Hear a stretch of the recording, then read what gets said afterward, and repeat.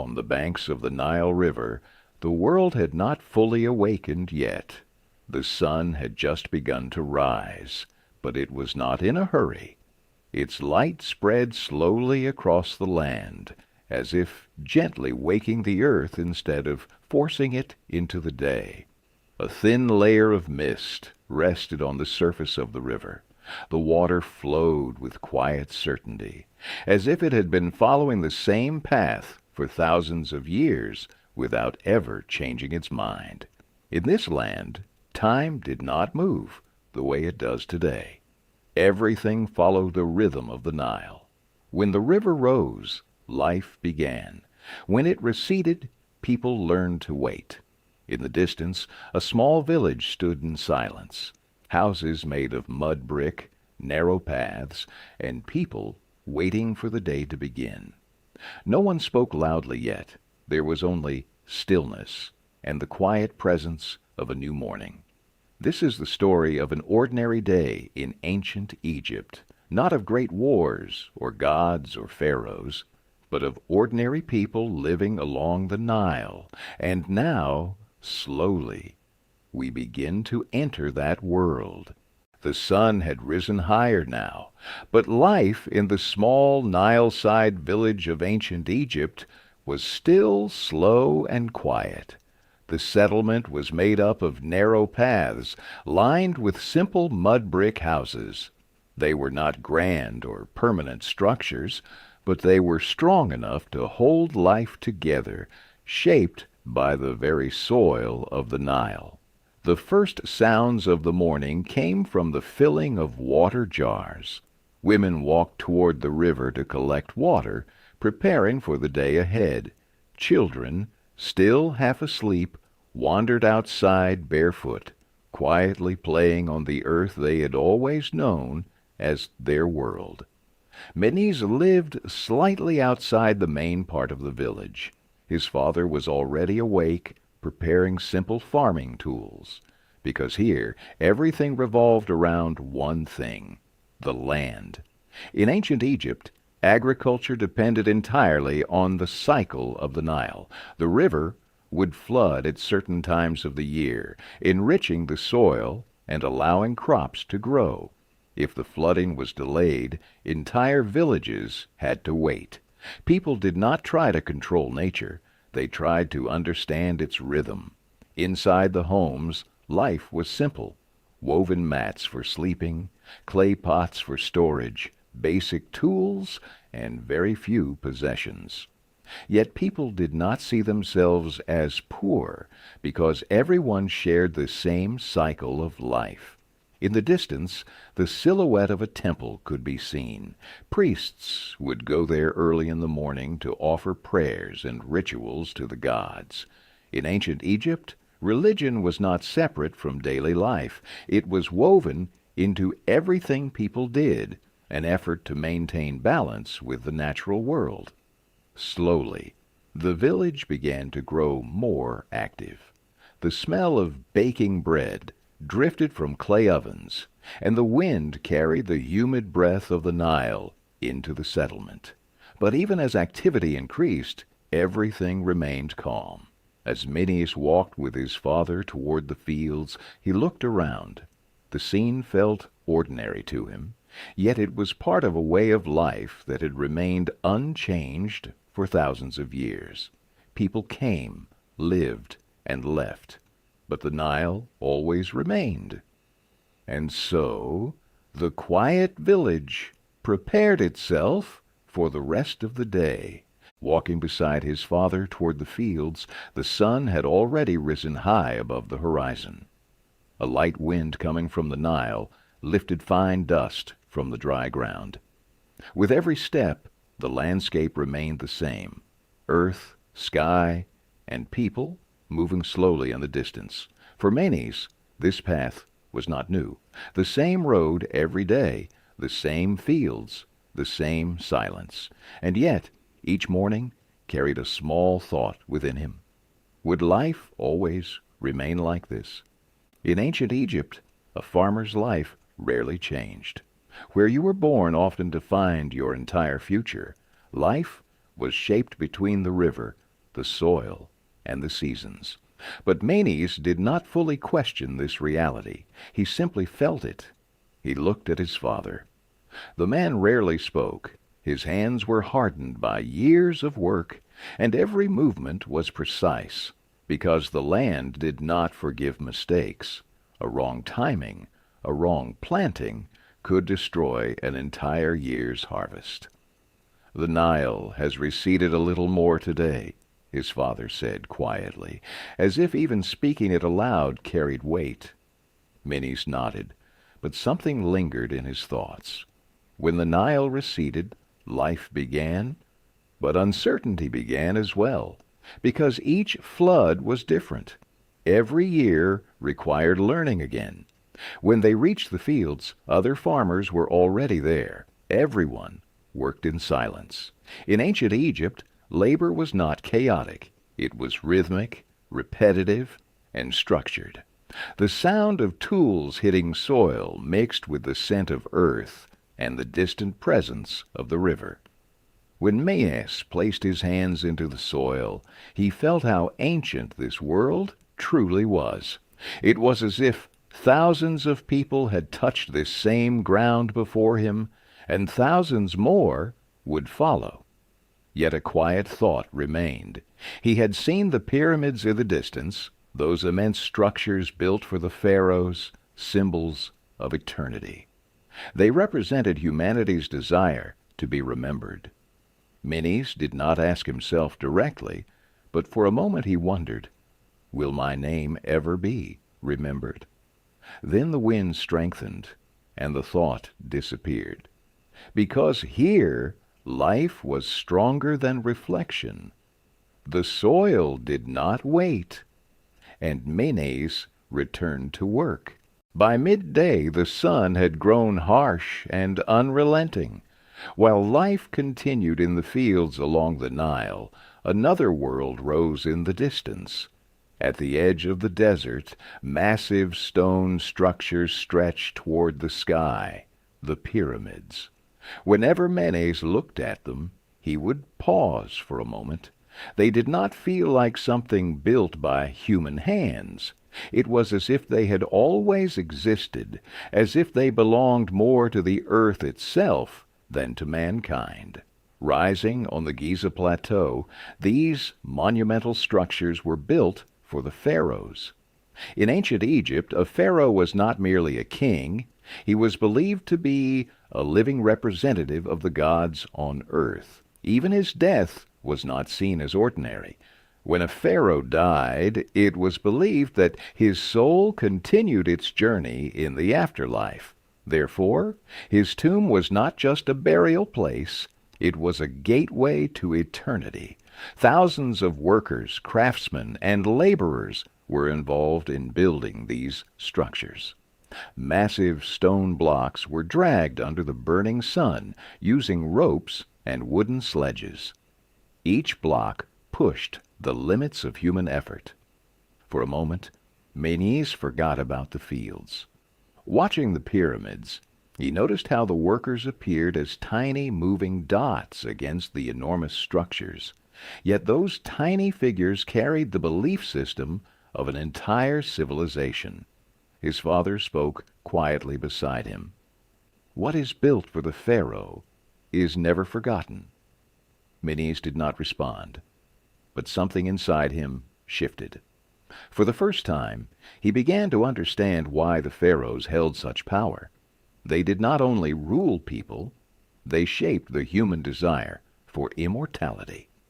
As the sun struck the pyramid's stone surface, it seemed to glow as if it were on fire. The desert wind lifted sand across the plateau, making the structures appear almost alive. And before returning to the fields, Menes looked one last time.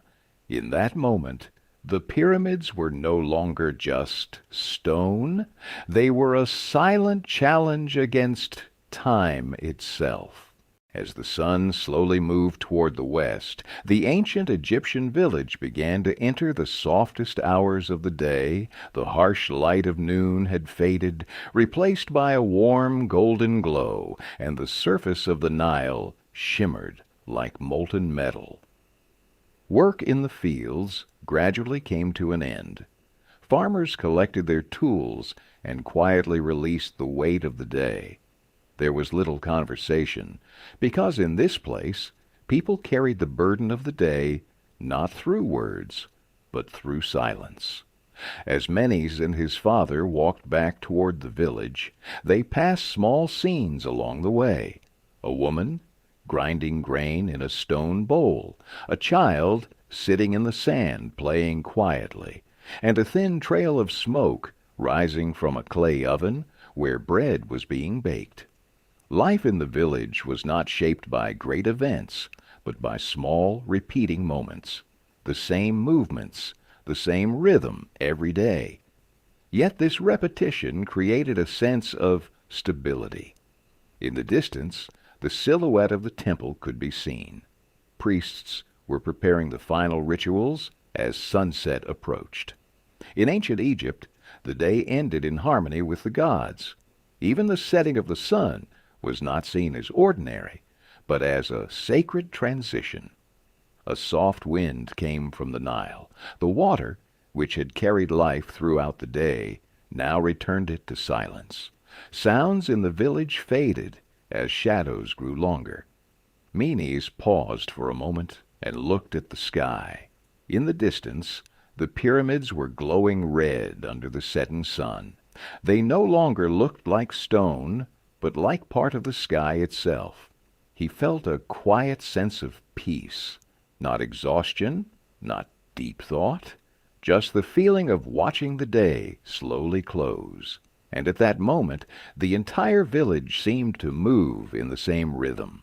Working hands stopped, voices faded, and life slowed down. Because in ancient Egypt, night was not only darkness, it was also a time of rest, waiting, and beginning again. And as the sun finally disappeared, the village surrendered to silence. As the sun disappeared completely beyond the horizon, the ancient Egyptian village had already left behind the last sounds of the day. The sky turned a deep shade of indigo, and stars slowly began to appear one by one. The surface of the Nile no longer reflected movement, but silence. Lights in the village faded gradually. The weak flames of oil lamps illuminated homes for a final moment before dissolving into darkness. One by one, people retreated to their simple sleeping places, releasing the weight of the day. Menes stood outside his home for a moment and looked up. The same stars had always been there, the same sky that watched over the pyramids, the fields, the river, and the village. In that moment, he realized something quietly. The world itself was never in a hurry. Only people were. The earth, the river, and the stars moved at their own eternal rhythm. The wind was almost still. Even the desert seemed to hold its breath. The sound of the Nile in the distance felt deeper now, slower, as if everything had merged into a single vast silence. When Menes stepped inside, his father was already asleep. Only soft breathing remained in the house, along with the distant whisper of wind outside. As he lay down, his eyes slowly grew heavy.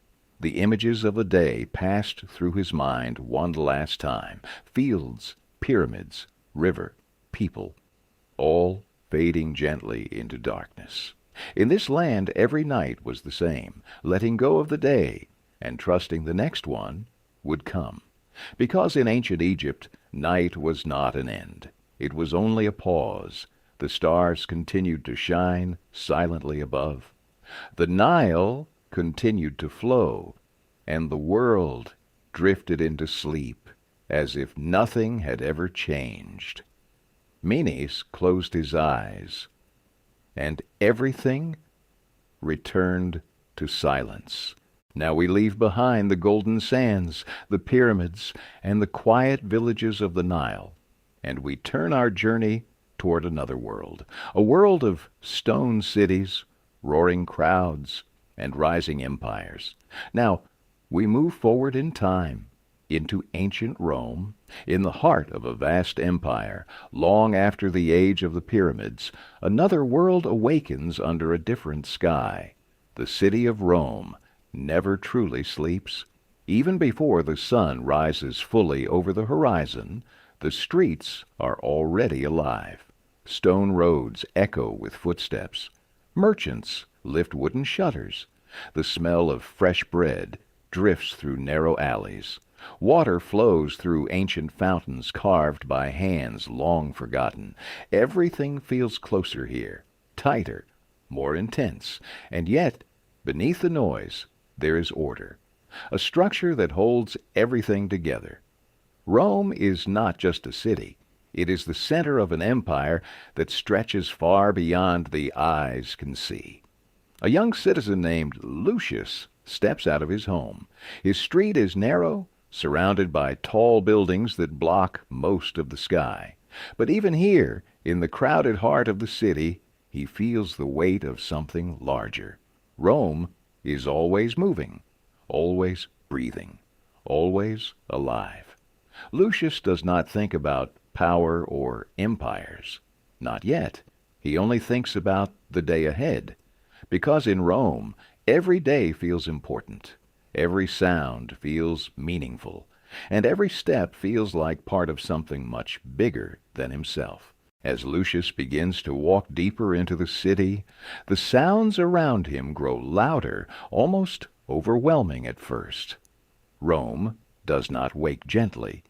It erupts into motion. Narrow streets between tall apartment buildings are already crowded. People move in every direction, creating a constant flow that never seems to stop. Some carry baskets of food, others push small carts filled with goods from nearby villages. The smell of Rome is a mixture of things: fresh bread from early ovens, smoke from cooking fires, and the faint scent of wet stone from last night's fountains. Lucius adjusts his pace carefully as he walks. In Rome, walking is not simply movement, it is navigation through chaos.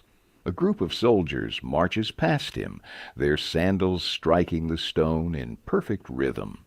No one stops them. In Rome, discipline is part of the air itself.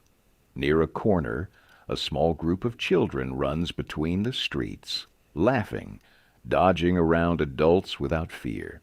Life continues around them without pause. Lucius finally reaches a wider road. The buildings open slightly, and light reaches the ground more clearly. This is the path toward the heart of the city, the Forum Romanum. Even before he sees it, he feels its presence. The sound changes first. Voices become clearer, more structured. Arguments, announcements, and trade fill the air like a constant wave of speech. Then he sees it. A vast open space surrounded by temples, statues, and public buildings. Marble columns rise into the sky. Stone pathways are filled with citizens discussing politics, selling goods, and debating laws that shape the empire. This is not just a market. It is the center of Roman life. Lucius slows down slightly as he enters the edge of the Forum. Here, everything feels more important. Every conversation seems to carry weight. Every decision feels like it could reach far beyond this city. And yet, for most people here, it is simply another morning. Business, trade, conversation, routine. Rome continues to move forward, always forward. As Lucius steps further into the Forum Romanum, the city begins to feel even more alive, almost as if the space itself is breathing. The ground beneath him is worn smooth by countless footsteps. Generations of Romans have walked here before him, merchants, soldiers, senators, and citizens whose names are now forgotten. To his left, a group of men stand in heated discussion. Their voices rise and fall quickly, debating laws and decisions that Lucius only partially understands. Politics in Rome is never quiet. It is sharp, constant, and deeply personal. To his right, a merchant carefully arranges small objects on a wooden table. Coins change hands. Prices are argued. Deals are made in seconds and sometimes broken just as fast. Above everything, the temples watch silently. Tall columns cast long shadows across the forum, as if reminding everyone that Rome is not only built by men, but also by tradition, belief, and authority.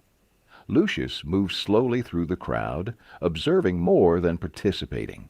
He is young, still learning how this city truly works. Then something draws his attention. A distant sound, metal striking metal. He turns his head slightly. Beyond the forum's edge, near a training ground, a group of gladiators is preparing. They move with controlled strength, not chaotic, not rushed, each motion practiced, repeated, perfected.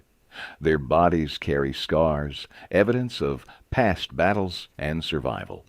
Lucius has seen gladiators before, but never up close like this. In Rome, these men are both admired and feared. Some are slaves, others prisoners of war. A few are trained for fame. All of them are bound to the arena. The Colosseum is not far from here. Soon, these same men will stand before thousands of watching eyes. Life or death will depend on skill, timing, and luck. Lucius feels a quiet tension in his chest as he watches them. Not fear exactly, but awareness. In Rome, everything has a cost, even entertainment. A loud announcement pulls him back toward the forum. Another debate is beginning. Another voice is rising above the crowd. And the city continues, unchanged. The forum never rests.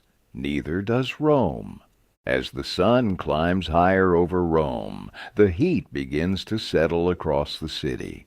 The stone streets warm beneath countless footsteps, and even the busiest corners of the forum feel slightly heavier now.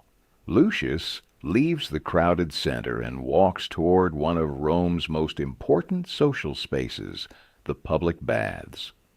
The streets here are still busy, but the atmosphere changes. The noise of political debate fades, replaced by a more relaxed rhythm. Conversation becomes slower, less intense. The baths are not just a place for washing. In Rome, they are a place for living. When Lucius enters, he is immediately surrounded by steam and warmth. The air feels different inside, softer, quieter, almost suspended in time. Men of different backgrounds are here together. Soldiers, merchants, craftsmen, even some officials.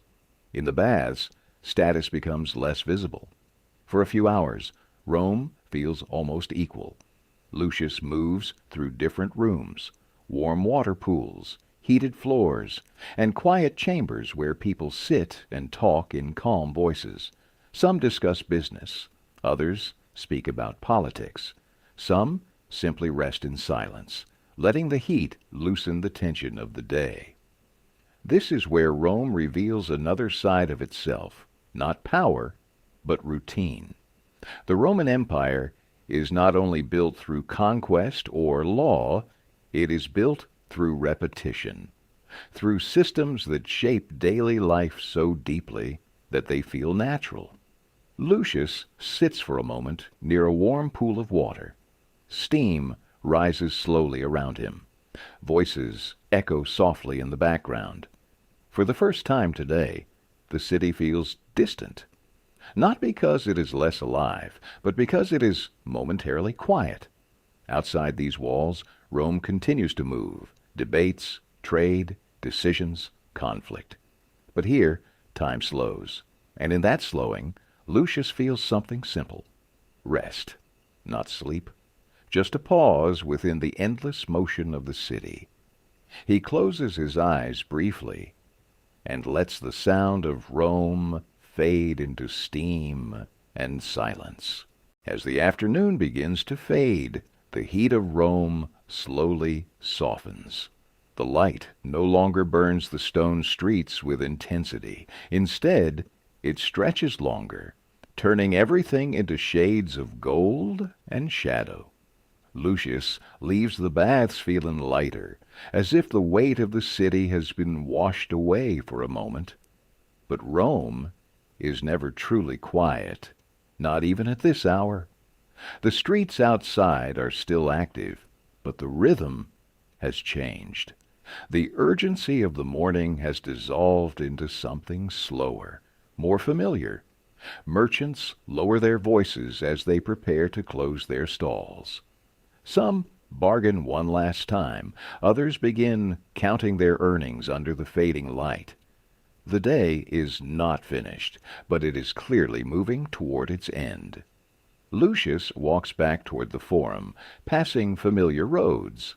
Now the same stone streets feel different, softer, less demanding. Children still run between alleys, but even their laughter sounds calmer, carried farther by the evening air.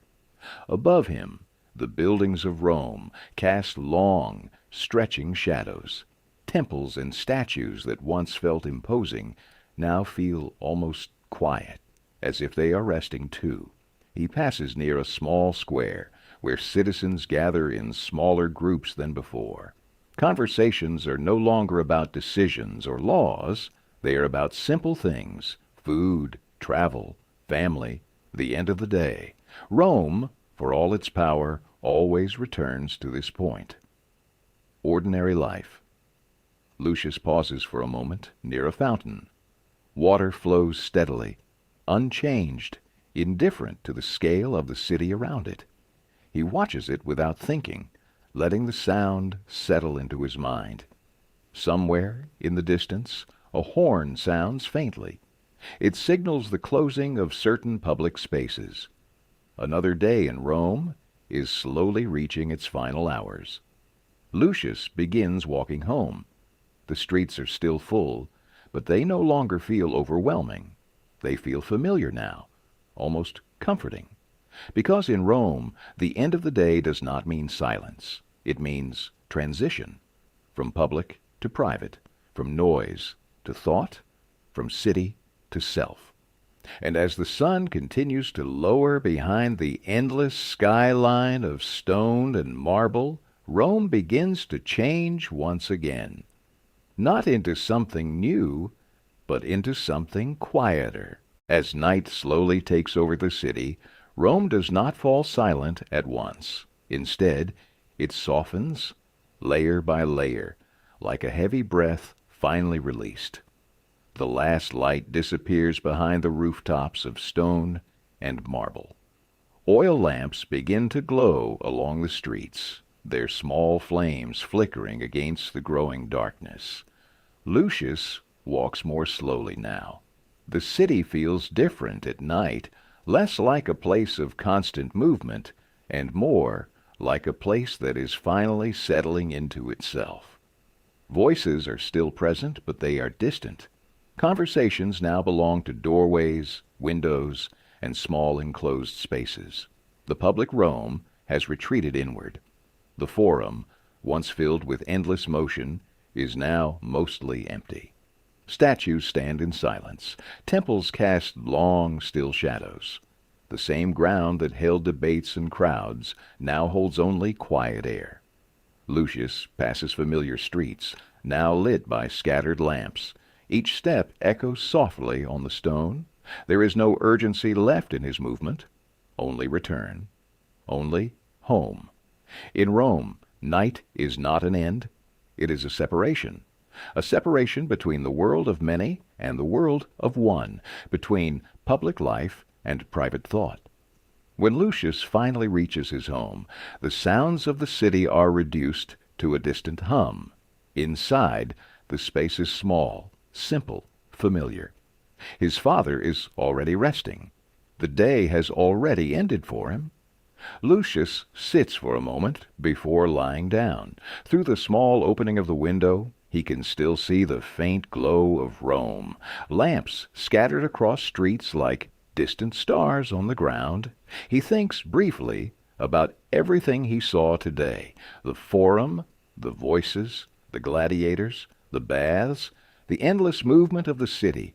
Rome is powerful because it never truly stops, but even Rome must rest. And now it has. Lucius closes his eyes. Outside, the city continues to breathe slowly in the dark. Stone by stone, street by street, until even that breathing fades into stillness. And Rome, for a moment, becomes quiet enough to forget. And as the night fades behind the stone streets of Rome, the world begins to shift once again. Empires change, cities rise and fall, time continues forward.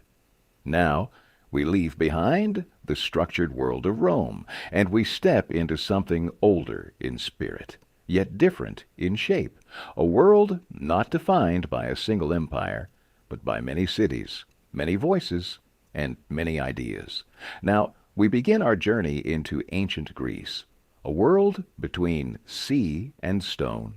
Long before Rome reached its height, another civilization shaped the way humans would think, speak, and understand the world. A world built between mountains and the endless sea. Ancient Greece. Unlike great empires that ruled vast territories under one banner, Greece was not a single unified land. Instead, it was a collection of independent city-states: Athens, Sparta, Corinth, and many others. Each city lived by its own laws, its own customs, and its own identity. Yet together they formed a shared culture that would influence all future civilizations. The land itself shaped the people who lived there. Mountains divided communities. The sea connected them. Travel was difficult by land, but natural by water. And so the Greeks turned outward to trade, to explore, to learn. In this world, stories carried great importance. Not just stories of heroes and wars, but stories that tried to explain existence itself. The gods were believed to be close, not distant rulers, but forces woven into daily life. Zeus ruled the sky. Poseidon ruled the sea. Athena guided wisdom and thought. And in a small coastal settlement, where olive trees bend toward the wind and the Aegean Sea moves quietly under the morning light, a young boy named Dorian begins his day. He does not yet know that he lives in a world that will shape philosophy, science, and storytelling for thousands of years to come. He only knows what he can see: the waves, the wind, and a world that feels both familiar and infinite. And so we begin again. As the morning light spreads across ancient Greece, the small coastal settlement begins to awaken slowly. There is no sudden rush, no overwhelming noise like in Rome. Instead, life unfolds gently, shaped by the rhythm of nature. The village sits between two worlds. Behind it, mountains rise sharply, covered in rough stone and scattered olive trees. In front of it, the Aegean Sea stretches endlessly, its surface shifting softly under the wind. This geography defines everything. Homes are built close together, made from stone and clay, designed to withstand both heat and wind. Narrow paths connect them, leading toward the shore and the small open fields nearby. Dorian steps outside his home as the morning begins. The air is cool, carrying the scent of salt from the sea mixed with earth and olive leaves. It is a scent he has known since childhood. His mother is already preparing simple food: bread, olives, and dried fruit. In ancient Greece, meals are modest, shaped by what the land and sea provide. There is no abundance, but there is stability. Nearby, fishermen prepare their boats. The sea is both a source of life and uncertainty. Some days it provides easily. Other days it offers nothing at all. On land, farmers tend to small plots of soil carved between rocky ground. Every piece of fertile earth is valuable here. Nothing is wasted. Dorian walks through the village, observing the quiet movement of daily life. People greet each other briefly. Conversations are short, practical, grounded in necessity. Yet even in this simplicity, there is a sense of thoughtfulness. Greeks are known not only for survival, but for reflection. As he walks further, the landscape opens. He can see the mountains more clearly now. Their shapes feel ancient, unchanged, as if they have always been watching over the land.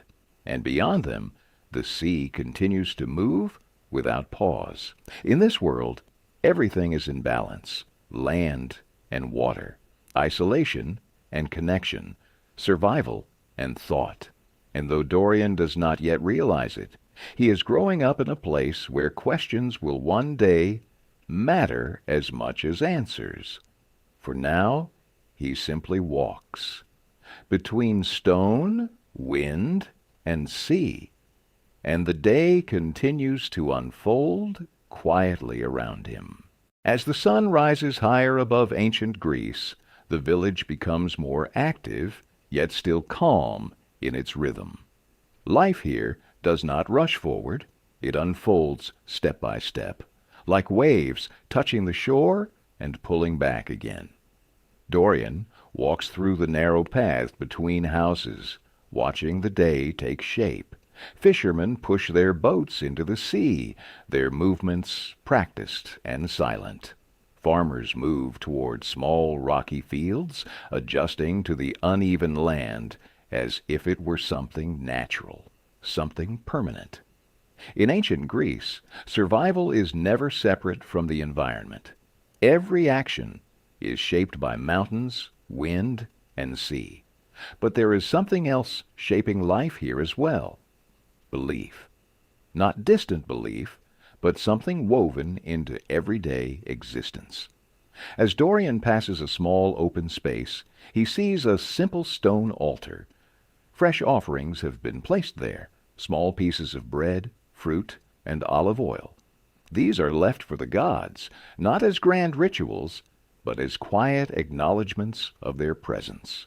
Zeus above the sky, Poseidon beneath the waves, Athena watching over thought and wisdom. The gods are not imagined as far away. They are present in every change of weather, every successful harvest, every sudden storm at sea. Even a calm morning breeze can feel like a sign.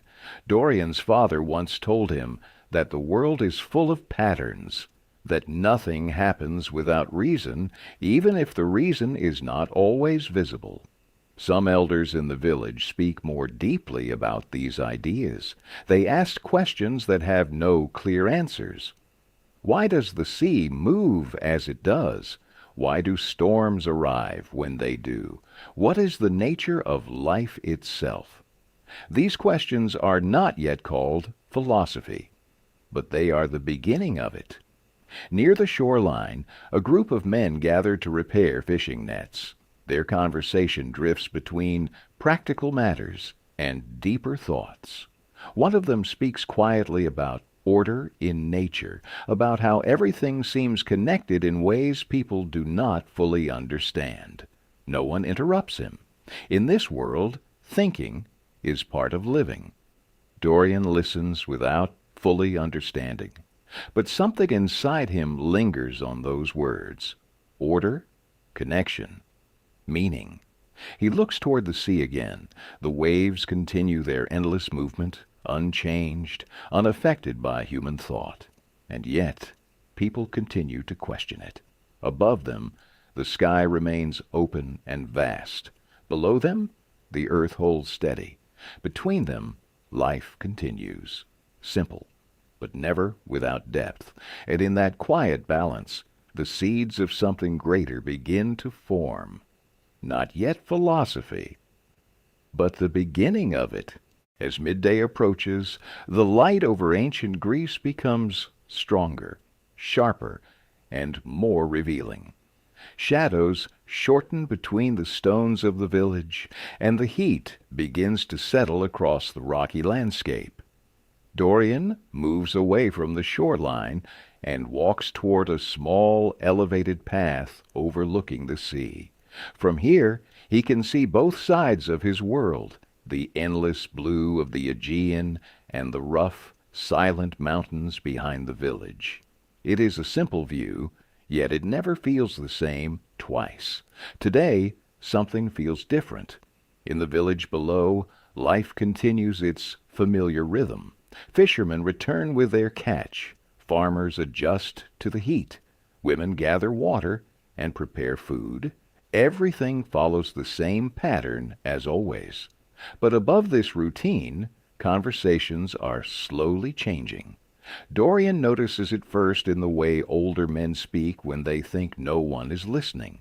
They no longer only talk about weather or harvests. They ask why. Why does the sea behave as it does? Why do certain patterns repeat in nature? Why does everything seem connected, yet never fully explained? These are not formal teachings. There are no schools yet, as people will know them in the future. But in quiet places like this, thinking begins to shift from survival toward understanding. Dorian remembers a conversation he overheard days ago. A traveler had passed through the village, speaking of ideas from other Greek cities, ideas about numbers, harmony, and the order of the universe. Not stories about gods, but attempts to describe the world itself. The elders did not reject these ideas. They listened carefully, quietly. Because in Greece, questioning is not seen as weakness. It is part of life.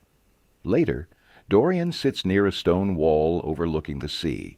The wind is steady here, moving across the surface of the water in slow waves. He watches it without speaking.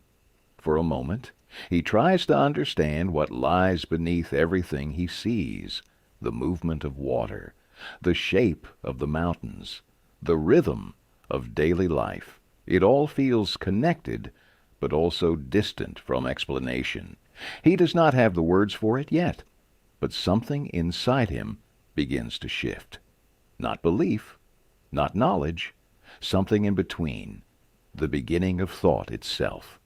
And as the sun continues its path across the sky, ancient Greece remains quiet on the surface, while beneath it, questions slowly begin to awaken. As the sun begins to descend toward the horizon, ancient Greece slowly changes its tone. The harsh light of midday softens into a warm, golden glow that spreads across the sea and the mountains. The village begins to quiet, but it does not stop. Instead, it shifts. Fishermen pull their boats back to shore, their work for the day completed.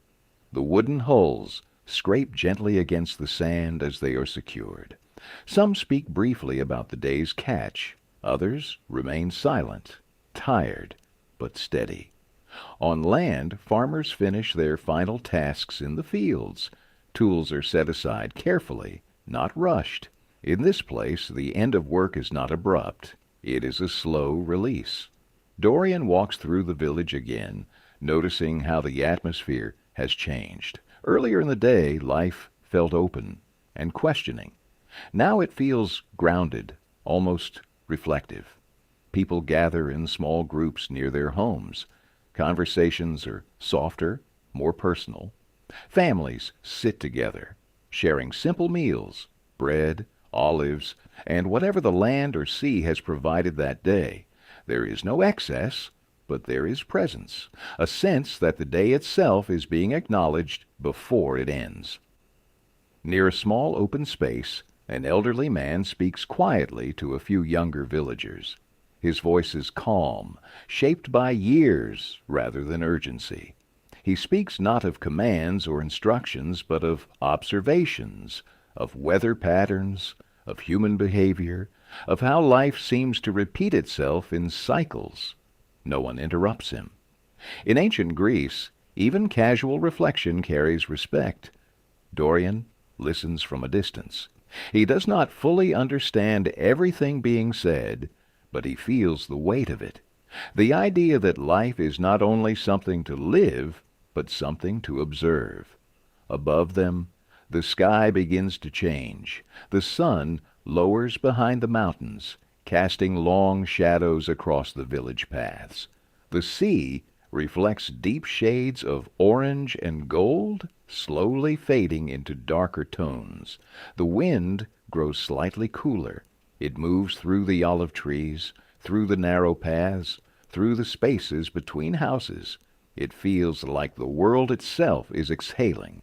In this moment, everything becomes simpler. Work is finished. Voices are lower. Thoughts slow down. Even the gods in the stories of the Greeks feel closer at this hour, less distant, more present in the quiet transitions of nature. Dorian sits near the edge of the village, watching the horizon. The sea no longer moves with brightness, but with depth. The mountains stand still, unchanged, as always. He does not speak. There is nothing urgent to say, only the feeling that the day is slowly closing, not with an end, but with a return to stillness.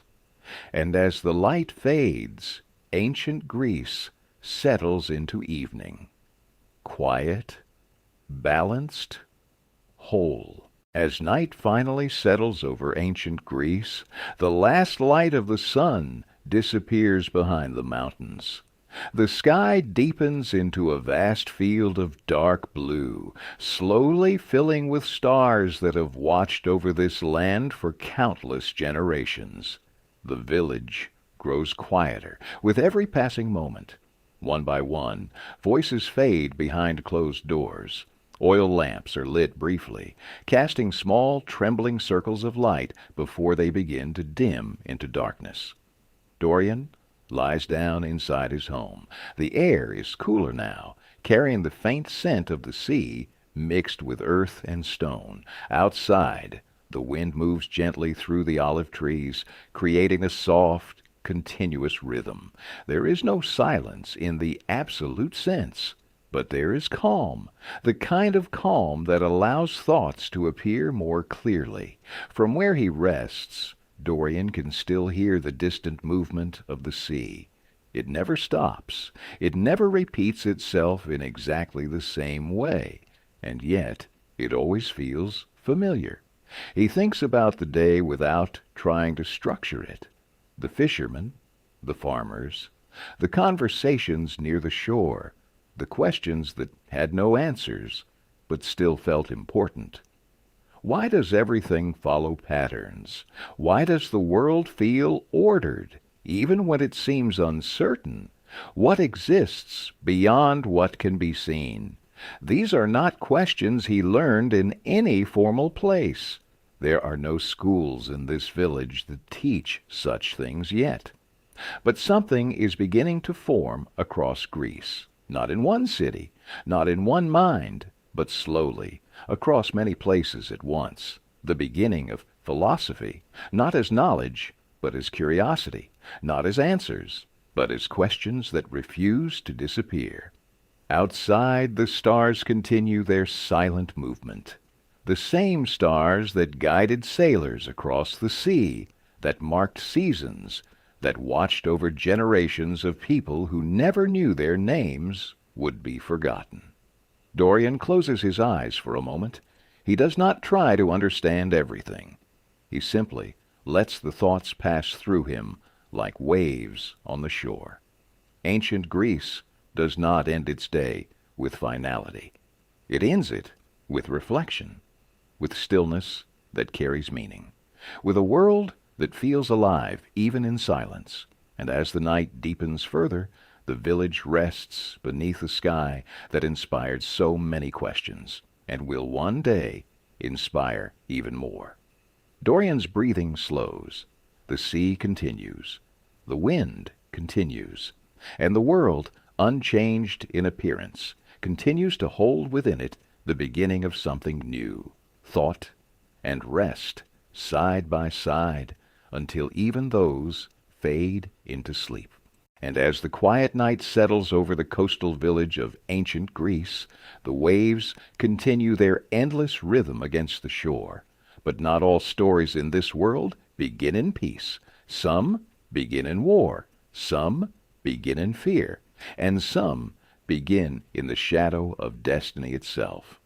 Now we leave behind the quiet village by the sea, and we turn toward a different path in ancient Greece, a path of kings, warriors, and fate, the boy born in Sparta. In the southern lands of ancient Greece, far from the gentle coastal villages and philosophical questions of distant cities, lies a place shaped by discipline, strength, and survival. Sparta.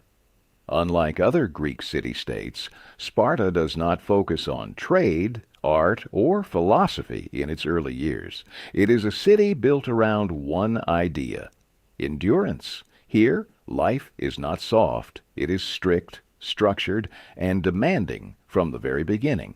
Every child born in Sparta is not simply raised. They are trained. And in this world, a young boy named Leonidas begins his journey. He is not yet a warrior, not yet a leader, only a child growing in a city where weakness is not accepted, and silence often carries more meaning than words.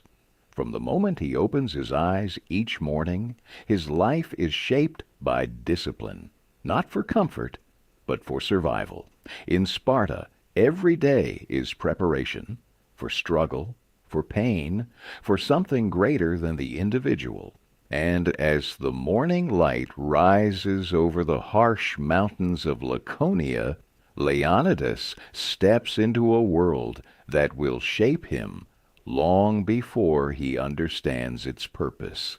A world where destiny is not chosen, but forged. As the morning light spreads across the harsh landscape of Sparta, the world feels different from the softer regions of Greece. There is no gentle rhythm here, no slow awakening. Life begins with discipline. Leonidas wakes before the sun has fully risen, not because he wants to, but because he must. His small room is simple, almost empty. There is no comfort designed to delay him, no warmth meant to make him linger. In Sparta, comfort is not encouraged. It is removed. Outside, the air is cool and sharp. The mountains surrounding the city stand like silent guardians, their presence constant and unchanging. The land itself feels strict, as if it demands strength from anyone who lives within it. Leonidas joins other boys his age. They do not speak much.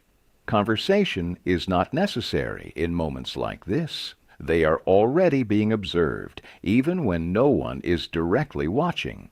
This is the beginning of the agoge, the system that defines Spartan life, a system built not for childhood, but for transformation. The boys begin their training immediately, running across uneven ground, learning to endure cold, hunger, and exhaustion without complaint. Every movement is designed to test not only the body, but the ability to continue despite discomfort. In Sparta, weakness is not corrected with kindness. It is removed through endurance. An older instructor watches them closely. He does not speak often. When he does, his words are short, direct, and final. There is no space for hesitation here, only action. Leonidas runs with the others. His feet strike the ground repeatedly, the dust rising around him with each step. His breath becomes steady, then heavy, then steady again. Pain is not something to avoid.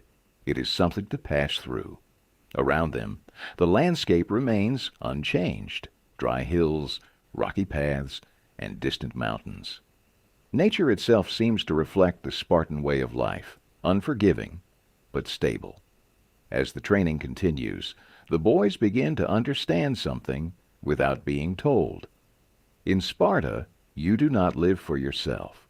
You live as part of something larger, a structure, a city, a purpose that demands discipline above all else. Leonidas does not fully understand this yet, but his body is already learning. And in Sparta, the body often learns before the mind. The morning continues without pause, and so does training. As the morning continues in Sparta, the sun rises higher over the dry mountains of Laconia.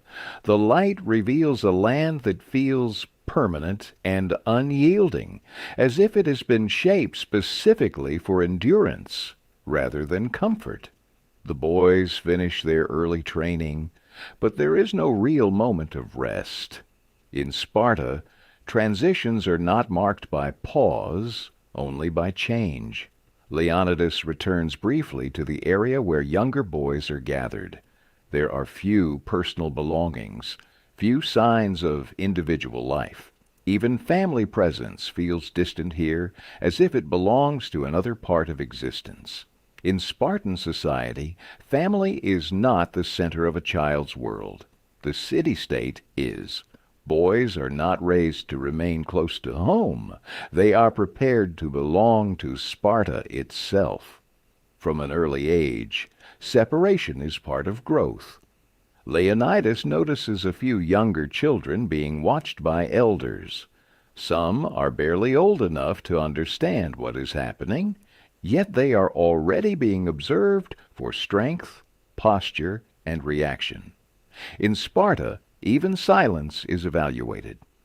A brief moment passes when Leonidas sees an older child being spoken to by an instructor. The words are not loud, but they are firm. The child lowers his gaze immediately. There is no argument, no hesitation, only acceptance. This is how lessons begin here, not through explanation, but through experience. Later, Leonidas is guided toward a group exercise. It is not a game. It is not meant to be enjoyable. It is structured to test endurance under pressure, forcing the boys to work together without relying on comfort or emotion. Every movement has purpose. Every instruction is absolute. As they continue, Leonidas begins to understand something important without being told directly. In Sparta, strength is not measured only by the body. It is measured by control. Control over fear.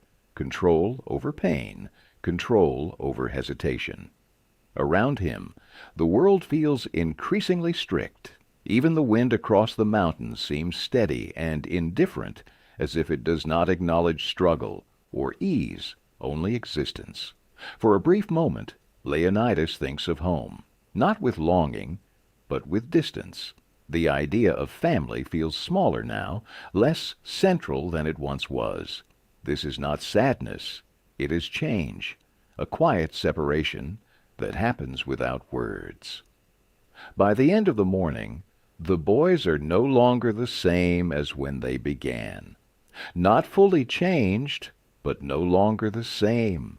And in Sparta, that is the beginning of everything. As the sun reaches its highest point over Sparta, the heat settles across the dry land of Laconia. The mountains cast short, sharp shadows, and the air feels still, as if even nature has adopted the city's strict rhythm. Leonidas and the other boys continue their training without pause. There is no sense of a long midday rest as in other Greek regions. In Sparta, time is not divided by comfort, but by duty. The exercises become more demanding as the day progresses. Running across rough ground, carrying weights, responding instantly to commands without hesitation. Each task is designed not to teach ease, but resistance. An instructor watches closely from a short distance. His presence alone is enough to keep everything in order. No unnecessary words are spoken. Instructions are minimal, precise, and absolute. Leonidas feels the fatigue building in his body, but he does not stop. Around him, the others are the same. No one is singled out for weakness, because weakness is not treated as failure here. It is treated as something to be overcome immediately. In Sparta, endurance is not encouraged. It is expected. During a brief transition between exercises, Leonidas catches his breath. The world around him feels sharper under the midday light. Even the sounds seem more direct. The crunch of stone under feet, the distant wind moving across the hills, the quiet commands of instructors. There is no distraction in this environment, only focus, only continuation. At one point, a boy nearby struggles slightly during a task. There is no punishment, no shouting. Instead, the exercise simply continues around him. He is forced to adjust himself quickly or be left behind. Leonidas watches this without emotion, but something inside him records it clearly. Here, progress is not delayed for the slow. Life moves forward regardless. As the training resumes, Leonidas begins to notice a change within himself. Not physical strength yet, but something more subtle. A growing awareness of control, of silence under pressure, of continuing even when every instinct suggests stopping. The mountain air remains unchanged. The land does not react to their effort. It simply exists, indifferent but constant. And in that constancy, Sparta shapes its people, not through encouragement, but through repetition. Hour after hour, the boys continue, until fatigue becomes familiar, and resistance becomes normal. By the time the light begins to shift slightly toward afternoon, Leonidas no longer thinks of training as separate moments. It has become one continuous state, endurance without interruption. As the afternoon light begins to soften over Sparta, the harsh edges of the day slowly begin to fade. The sun lowers behind the mountains of Laconia, casting long shadows across the dry, unyielding ground. The training does not end suddenly. In Sparta, nothing truly ends. It transitions. Leonidas and the other boys continue their final exercises in silence. Their movements are slower now, not because of rest, but because of accumulated effort. Fatigue is present in every breath, every step, every pause between commands. Yet no one stops. Around them, the instructors begin to observe more quietly. The intensity of the day shifts from action to assessment. Not a spoken evaluation, but an unspoken understanding of who endured and who struggled. Leonidas feels this change without being told. Sparta teaches awareness without explanation. When the final instruction is given, the boys do not celebrate or react. They simply stop, stand, breathe, and wait. There is no applause for completion, only continuation into the next stage of life. As they are dismissed, the group disperses slowly across the training grounds. Some walk in small groups, others alone. Conversation is minimal. Words are used only when necessary. Leonidas walks back through familiar paths, now feeling the weight of the day settle deeper into his body. Not pain in the usual sense, but a kind of heaviness that comes from sustained effort. The city of Sparta around him remains structured and quiet. Unlike other Greek cities filled with markets and noise, Sparta holds itself in restraint even at this hour. Homes are simple. Streets are open but controlled. Even the air feels disciplined. Families exist here, but they do not gather in emotional clusters. Relationships are shaped by duty, not expression. Even returning home does not feel like returning to comfort. It feels like returning to order. Leonidas does not speak much as he moves through the settlement. There is no need to describe the day. Everyone understands without words. That is part of Spartan life. As he reaches his resting place, the sky above has begun to shift into deeper tones. The mountains now appear darker, almost like silhouettes against the fading light.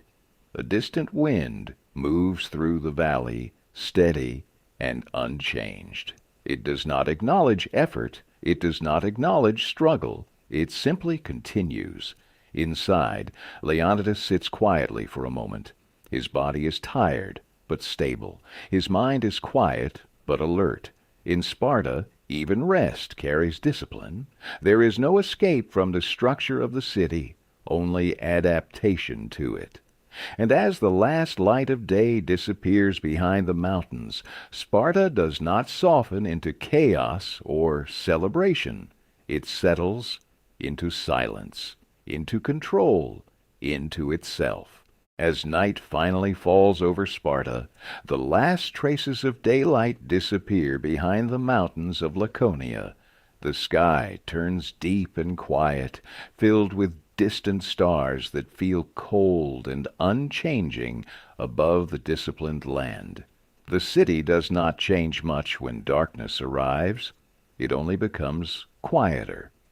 Leonidas lies in his resting space. The air is cooler now, carrying the faint scent of dry earth and stone. There are no soft sounds of celebration, no crowded night markets, no distant music like in other cities of Greece. Only wind, only silence, only structure. Outside, Sparta remains still. The streets are empty but not chaotic. Everything has its place, even in darkness. There's a sense that the city never truly sleeps. It simply pauses in perfect order. Leonidas keeps his eyes open for a moment. His body is tired, but his mind is unusually calm.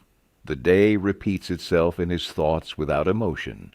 Training, commands, endurance, silence. Not as separate memories, but as one continuous experience. In Sparta, time does not feel divided. It feels trained. He thinks briefly about the others, the boys he trained with. None of them feel distant, yet none of them feel close in a personal way. They are connected not by friendship, but by shared discipline. A different kind of bond, one shaped by endurance. From outside, a faint wind passes through the settlement, moving between simple stone homes and empty paths. Even nature here feels controlled, as if it has adapted to the spirit of the city.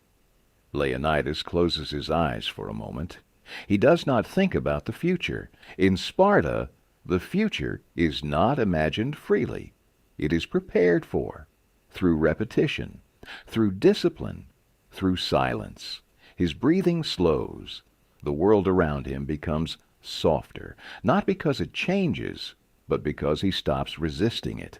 Above him, the stars continue their quiet movement, unchanging, indifferent, constant, just like the land, just like Sparta, and slowly, without ceremony, without comfort, without words, Leonidas drifts into sleep, not as escape, but as continuation, and Sparta remains awake in its silence, even while everything rests.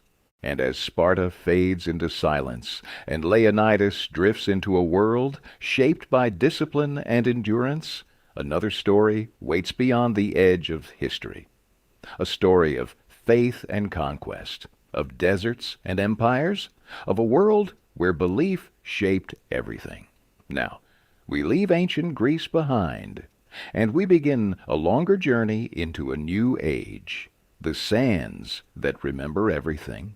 In the vast desert stretching between continents, where the wind never stops and the horizon never ends, a new civilization rises under the burning sun, a world shaped by rivers, trade, faith, and expansion.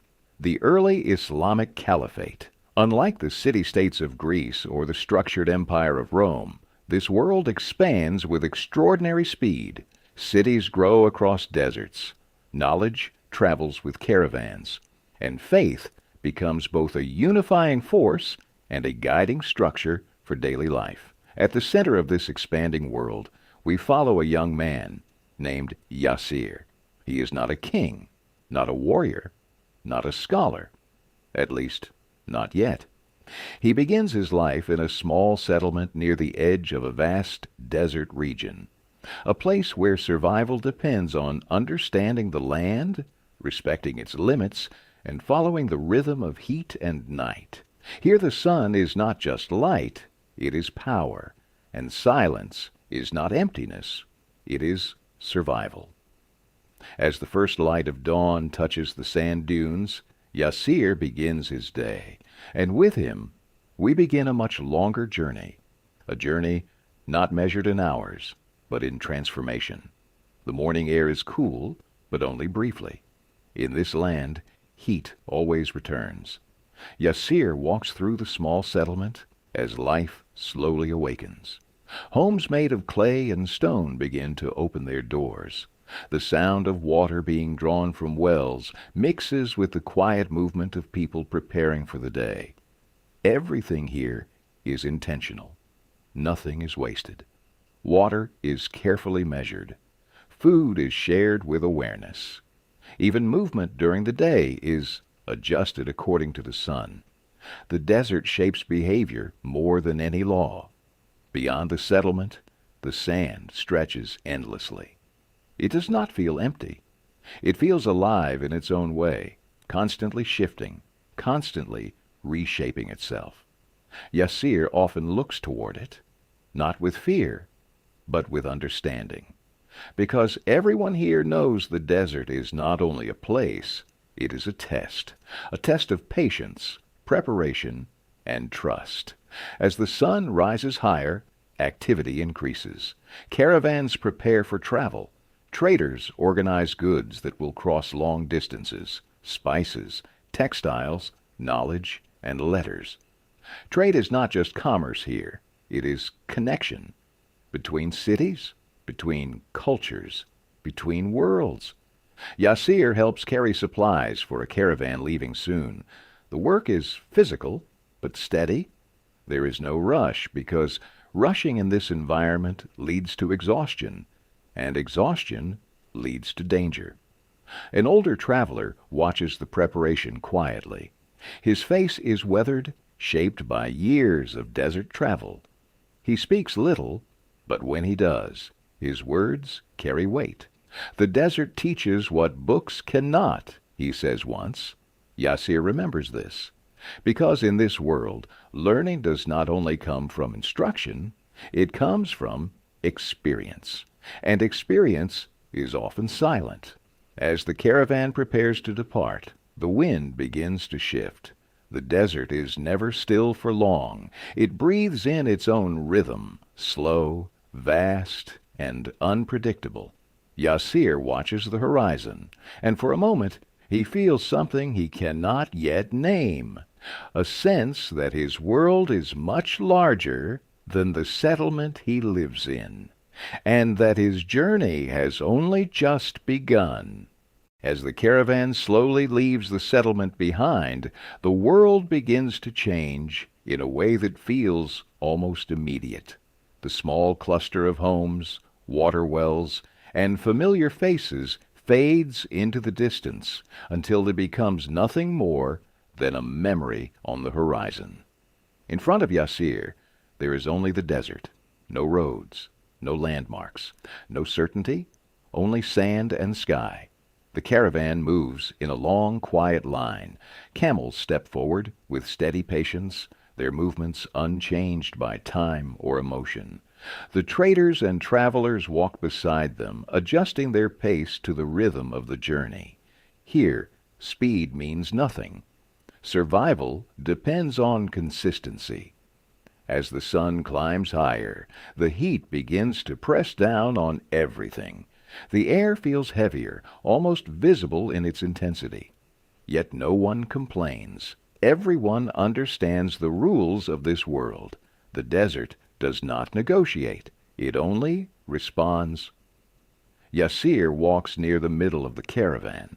His water is carefully rationed. Every movement is measured. Even conversation becomes rare as the heat increases. Words are saved for necessity, not comfort. Hours begin to pass without noticeable change in the landscape. The horizon remains distant, always just out of reach. It creates a strange feeling, like moving forward without arriving anywhere. An older traveler beside him notices his silence. "You are learning," the man says quietly. Yasir looks at him. "Learning what?" The man glances at the desert. "That the world does not hurry? Only people do." The words remain with Yasir as they continue walking. By midday, the desert becomes almost overwhelming. The sun stands directly above them, and shadows shrink into thin lines beneath their feet. Even the camels slow slightly, conserving energy. But the caravan continues, because stopping here is not an option. In the distance, heat creates illusions, shapes that appear and disappear, like memories that cannot be trusted. The desert plays with perception. It forces the mind inward. Yasir begins to notice something subtle. Time feels different here. Not faster, not slower, just less defined. There are no clear divisions between moments, only continuation, step after step, breath after breath, movement without end. As they travel deeper, the silence grows heavier, not empty, but full of presence, full of distance, full of things that cannot be seen, but are always felt. Yasir looks ahead again. The caravan still moves, and the desert still waits, unchanged, unmoved, endless. As the sun finally begins to sink beneath the horizon, the desert changes once again. The burning heat of the day slowly releases its grip, replaced by a cool silence that spreads across the sand like a blanket. The caravan continues to move, not quickly, not slowly, just steadily, as it has done all day. Shadows stretch long across the dunes until they disappear completely. The world becomes softer, less defined, as if the desert itself is dissolving into darkness. Yasir feels the change immediately. The air is no longer heavy. It is lighter now, almost gentle compared to the harshness of the day. But the desert is never truly gentle. It simply changes its form. One of the travelers signals ahead. A faint relief moves through the group. In the distance, a small oasis begins to appear. Not large, not grand, but enough. Enough water, enough shade, enough life to break the endlessness of the sand. As they approach, palm trees become visible against the darkening sky. The sound of water, subtle but real, emerges slowly, like a forgotten memory returning. The caravan stops, not in exhaustion alone, but in recognition. This is where the desert allows pause. Yasir steps down from his position and feels the ground beneath him shift from constant movement to stillness. It feels almost unfamiliar after hours of walking. Around him, people begin to settle. Camels rest. Containers are opened carefully. Water is shared without waste. No one speaks loudly. The desert has not ended. It is still there, surrounding them. But for now it is distant. Above them, the sky begins to transform. Stars appear one by one, clearer than anywhere Yasir has ever seen before. There is no light pollution here, no city glow, only darkness and infinite points of light. The sky feels closer in the desert, as if it is watching, as if it is listening. An older traveler sits near Yasir and looks upward. "In the city," he says quietly, "people forget the sky." Yasir listens but does not respond. He cannot imagine forgetting something like this. The stars continue to grow in number, forming patterns that feel both random and meaningful at the same time. The desert night carries a different kind of silence than the day. Not harsh, not empty, but vast. Yasir lies down on the sand near the oasis edge. The coolness of the night replaces the heat of the sun. His body feels tired, but not overwhelmed. It is the kind of tiredness that comes from movement, not defeat. He looks upward one last time. The desert stretches around them in all directions, and yet, in this moment, it does not feel like emptiness. It feels like space, space for thought, space for rest, space for something unknown. Slowly, his eyes begin to close. The caravan rests. The desert remains awake, and the night continues without end. The night in the desert does not end with sudden change. It fades slowly, as if the world itself is reluctant to move forward. Yasir wakes before the first light appears on the horizon. The oasis is still quiet. The palm trees stand motionless in the early dawn, and the water reflects a sky that is just beginning to turn pale. Around him, the caravan is already stirring, not in chaos, but in practiced silence. In this world, even waking has structure. The travelers begin preparing for the next stage of the journey. Water is checked again.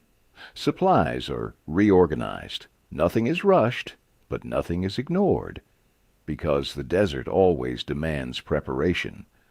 As the sun rises, the caravan sets out once more, but something has changed. The emptiness of the previous day is no longer absolute. There is direction now. Beyond the dunes, the land begins to shift subtly. The sand is still present, but signs of human passage become more frequent.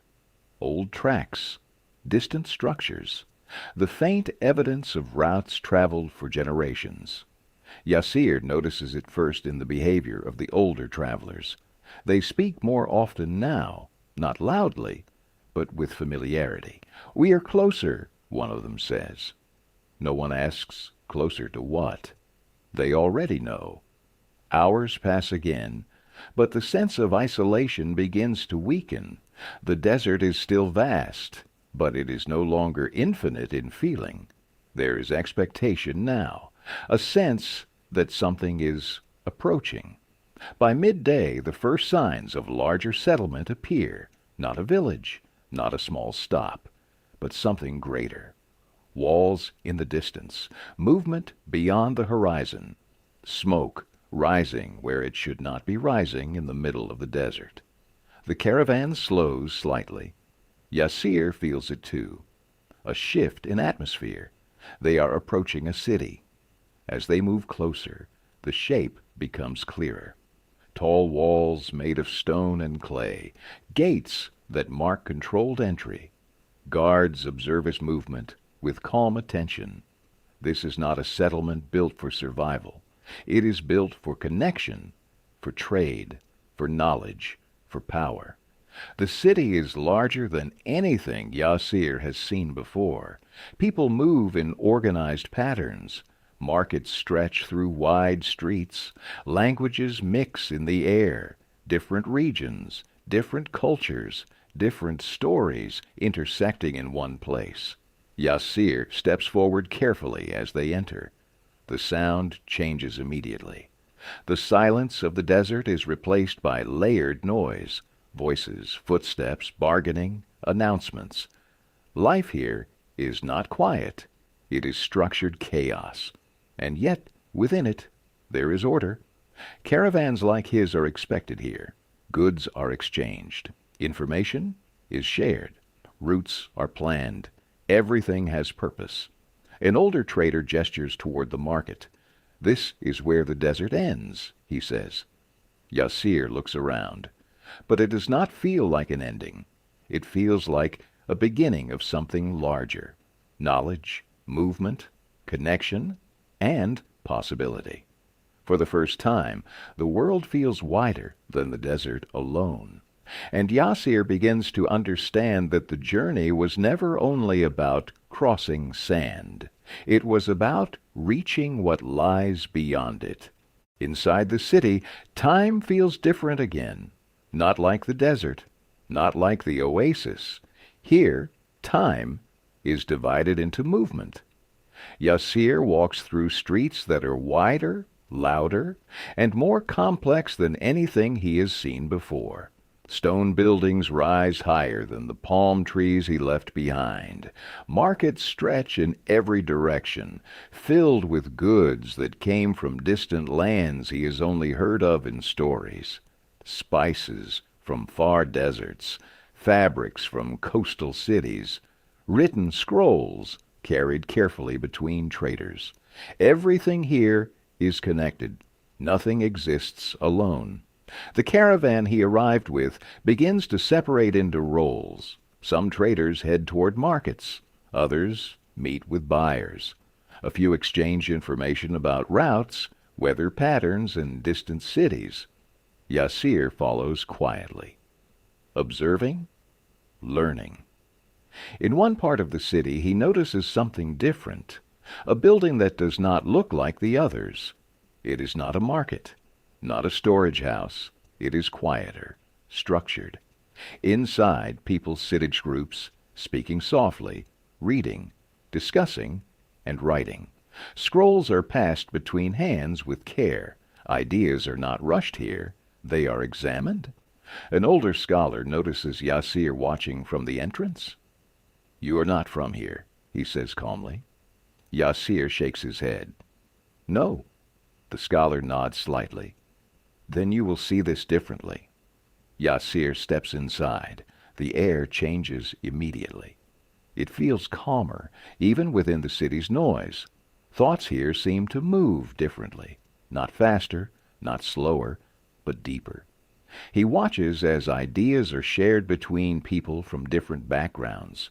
Some speak about trade routes, others about stars and time, others about history, recorded carefully so it is not lost. Yasir realizes something quietly. The desert taught survival. The city teaches understanding. And between them, a larger world is being formed. As the afternoon moves toward evening, Yasir returns outside. The city is still alive, still moving, but now it feels less overwhelming, more meaningful. The sun begins to lower, casting long shadows between the tall buildings. The noise softens slightly, shifting into a slower rhythm. He sits near the edge of a stone pathway, watching, thinking. The journey from the desert feels distant now, yet still present inside him. The silence of the dunes, the stars above the oasis, the endless horizon, all of it remains, even here. And now it exists beside something new, knowledge, connection, human thought. As night slowly approaches, the city does not fall silent, but it changes tone, from urgency to reflection, from movement to pause. Yasir closes his eyes for a moment, not to escape the world, but to understand that it has grown larger than he imagined. The desert did not end him. The city did not overwhelm him. Instead, both became part of him. And as the stars begin to appear above the city sky, Yasir realizes something simple. Every journey changes the one who walks it, and every place leaves something behind, in silence, in memory, in thought. And slowly, without resistance, the night settles over the city, not as an ending, but as continuation. And as the great desert city fades into night, Yasir's journey becomes part of something larger than any single place or moment. But history never stays in one era for long. Every civilization is only a chapter. Every world is only a passing breath in time. Now, we leave behind the desert roads, the caravans, and the cities of knowledge, and we move further back into another ancient world, a world of forests, ships, and northern seas. Now, we begin a new journey in ancient Scandinavia, in the far northern lands of Europe, where the sun lingers briefly and the nights stretch for months. A different kind of civilization takes shape. Ancient Scandinavia. Here, life is defined not by deserts or empires, but by cold winds, deep forests, and endless seas. Villages are built close to fjords, where water cuts through towering cliffs like long, silent roads. The ocean is both a path and a danger. It connects distant lands, but it also destroys those who underestimate it. In this world, survival is not guaranteed. It must be earned every day. And in a small coastal settlement surrounded by pine forests and icy water, a young boy named Erik begins his life. He is not yet a warrior, not yet a traveler, not yet someone who will cross oceans. Only a child growing in a world where winter is not a season, but a constant presence in memory. Every morning begins with the same awareness. The cold is real, the sea is powerful, and the future is uncertain. But within this harsh world, something begins to form in Erik's mind. A curiosity about the lands beyond the horizon, about the stories told by returning sailors, about the strange idea that somewhere beyond the endless sea, other worlds exist. And so, as the wind moves through the forests and the waves strike the rocky shore, a new journey quietly begins, one shaped not by empires, but by exploration. As morning slowly arrives in ancient Scandinavia, the light feels different from warmer lands. It is pale, cold, and stretched thin across the sky, as if the sun itself is still waking up from a long sleep. Erik steps outside his wooden home. The air immediately meets him with a sharp chill. Around the village, tall pine forests stand still, their dark shapes contrasting against the faint morning light. Beyond them, the fjord stretches out like a silent frozen road carved into the earth. Everything here is shaped by water and wood, and by survival. In the village, daily life begins early. There is no hesitation in movement. People already know what must be done before the day fully unfolds. Smoke rises from longhouses where fires are lit to warm stone hearths and prepare simple meals. Erik walks through the settlement, passing wooden boats pulled onto the shore. These ships are not just tools, they are lifelines. They connect this isolated world to distant lands across the sea. Men inspect ropes, repair wood, and prepare sails. Every knot, every plank, every movement has meaning. The sea is unpredictable, and preparation is the only protection. Nearby, women and children gather supplies for the day: dried fish, stored grain, and tools for repairing homes or nets. Nothing is wasted in this environment. Everything has purpose. Everything has value. The village is quiet but not empty. It carries a steady rhythm, like breathing. Erik pauses near the water's edge. The fjord is calm today, but he knows it is never truly safe. Stories from returning sailors speak of storms that appear without warning, of waves that rise like mountains, of journeys that do not always return.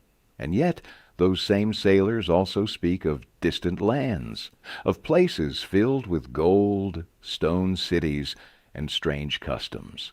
These stories linger in Erik's mind more than anything else. He looks toward one of the ships anchored near the shore. It is large, built for long journeys across dangerous waters. Men are already preparing it, their movements confident, practiced, almost ritualistic. Travel here is not casual. It is a decision that changes everything. Behind him, the forest remains still. Ahead of him, the sea waits. Between them lies his world. Eric does not fully understand what lies beyond the horizon, but he feels it. Something vast, something unknown. And as the cold wind moves across the fjord, carrying the scent of salt and pine, the village continues its quiet preparation for another day shaped by nature, survival, and the sea. And the world, as always, moves forward, without hesitation. As the morning grows brighter over the fjord, the village slowly shifts from preparation into activity. The cold air remains sharp, but the light begins to soften the edges of the landscape. Shadows stretch across wooden homes, boats, and the narrow paths between them. Eric moves closer to the shoreline again. The sea is never still here. Even on calm days, it carries a quiet tension, as if it is holding back something unseen beneath its surface. Today, however, there is movement. The longship is almost ready. Men gather around it, checking every detail with careful attention. The carved wooden frame stands strong against the sand, its dragon-like head facing the water, as if watching the horizon. Every rope is tightened. Every shield is placed in order along the sides of the ship. This is not just preparation. It is ritual. Eric watches silently as the older men speak in low voices. Their words are not rushed. In this world, confidence is shown through control, not speed. One of the sailors notices Eric standing nearby. "You watch the ship again," the man says. Eric nods slightly. The sailor studies him for a moment, then looks back toward the sea. "Many watch," he continues. "Few leave." The words are not harsh. They are simply true. In Viking life, the sea is both opportunity and danger. It offers routes to unknown lands, but it does not promise return. Stories begin to circulate whenever a ship prepares to depart. Tales of distant coasts, unfamiliar people, and treasures brought back from far away. But alongside those, stories are others, of storms, lost ships, and journeys that never completed their circle. Eric listens to all of it, not with fear, but with something closer to curiosity. The idea of the unknown does not push him away. It pulls him forward. Behind him, the village continues its routine. Fires burn steadily in longhouses. Tools are repaired. Nets are checked. Life remains grounded in preparation for the next season, the next journey, the next challenge. But near the shore, everything feels different. Here, the future feels closer. A group of sailors begins loading supplies onto the longship. Barrels of food, water, and tools are carefully arranged. Every item must be balanced correctly. The sea does not forgive mistakes in weight or structure. Eric steps slightly closer, watching how each movement has purpose. There is no waste here, no unnecessary action, only efficiency shaped by necessity. As the ship nears completion, the wind shifts slightly. Not strong enough to disturb the village, but enough to remind everyone of what lies beyond the fjord, the open sea. Eric looks toward the horizon.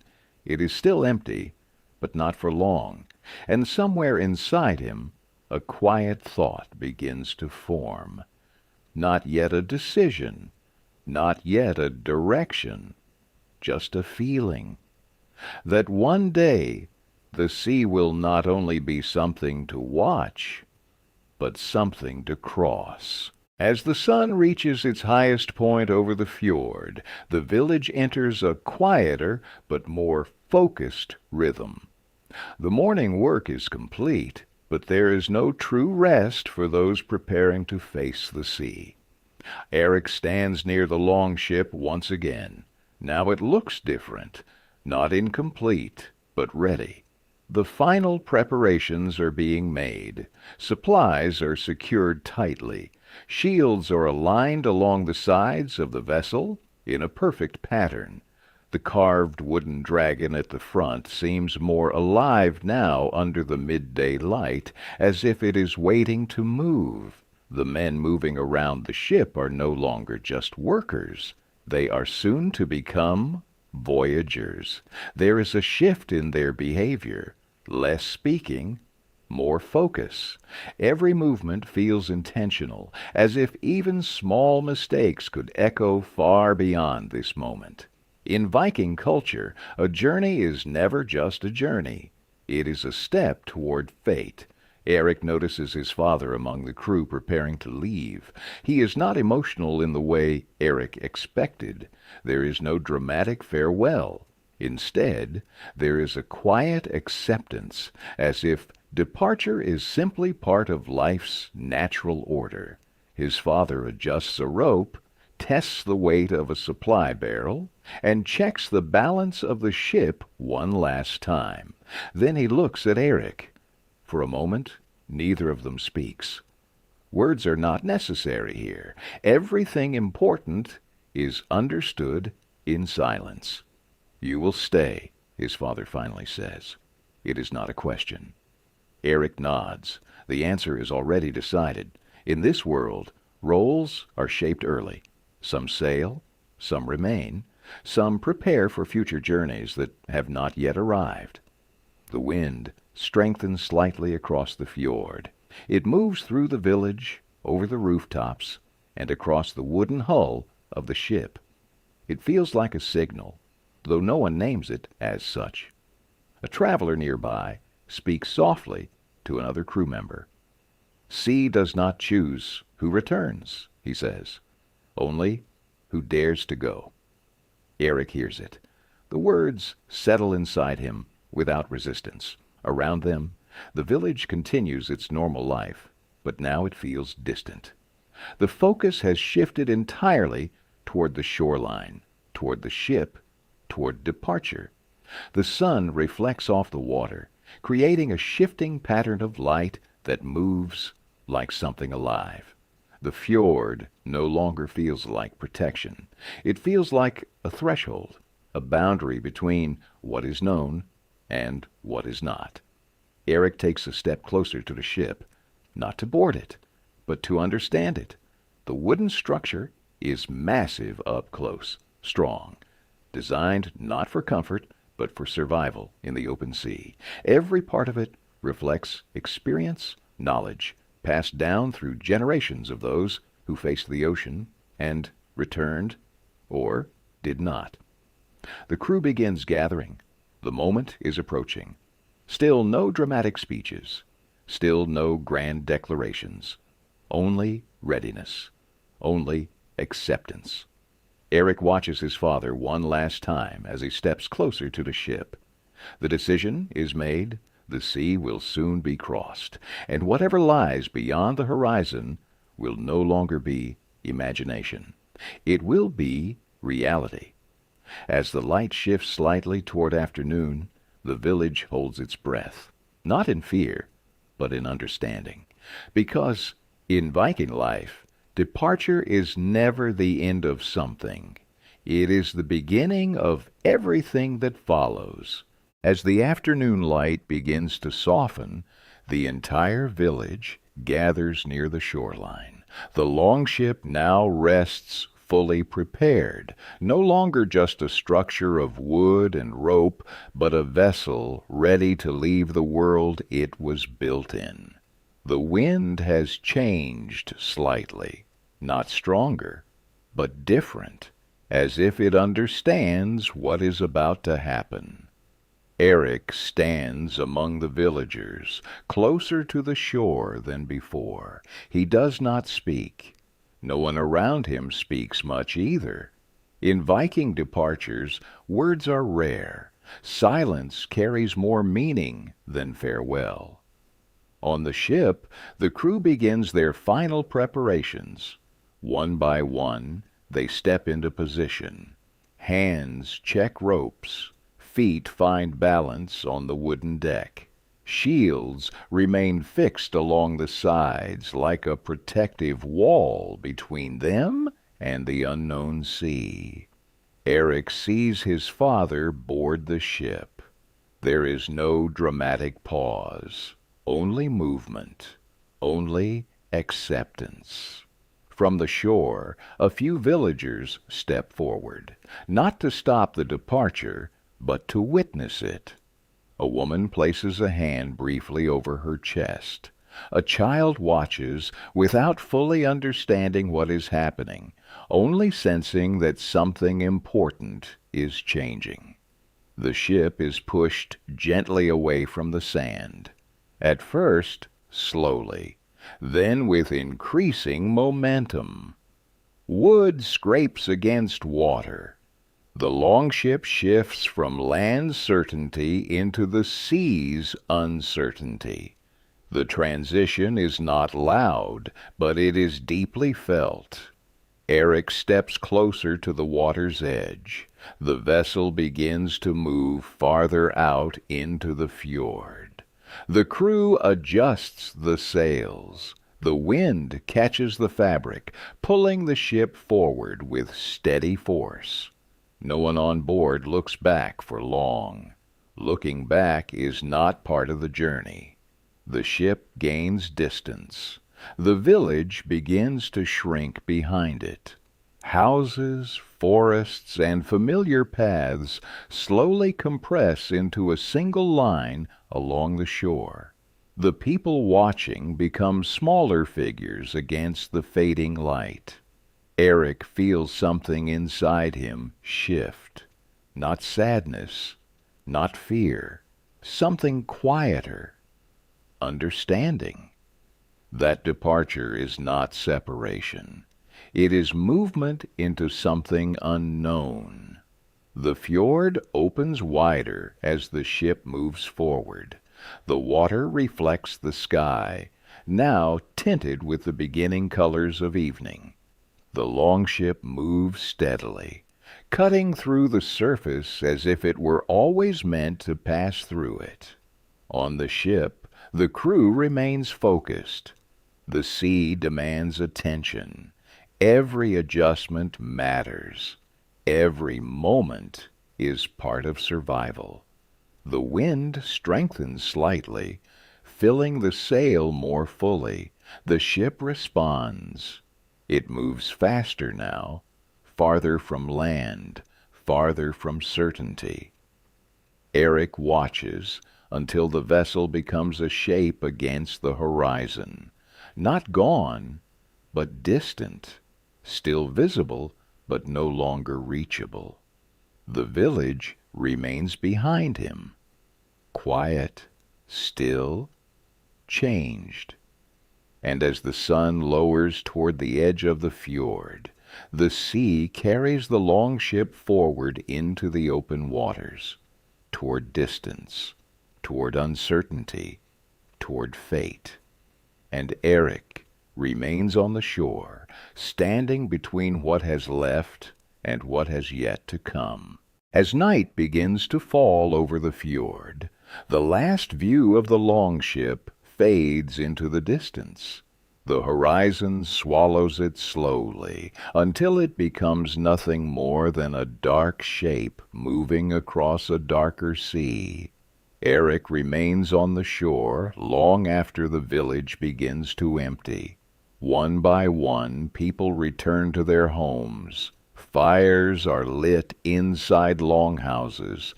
Doors close against the growing cold.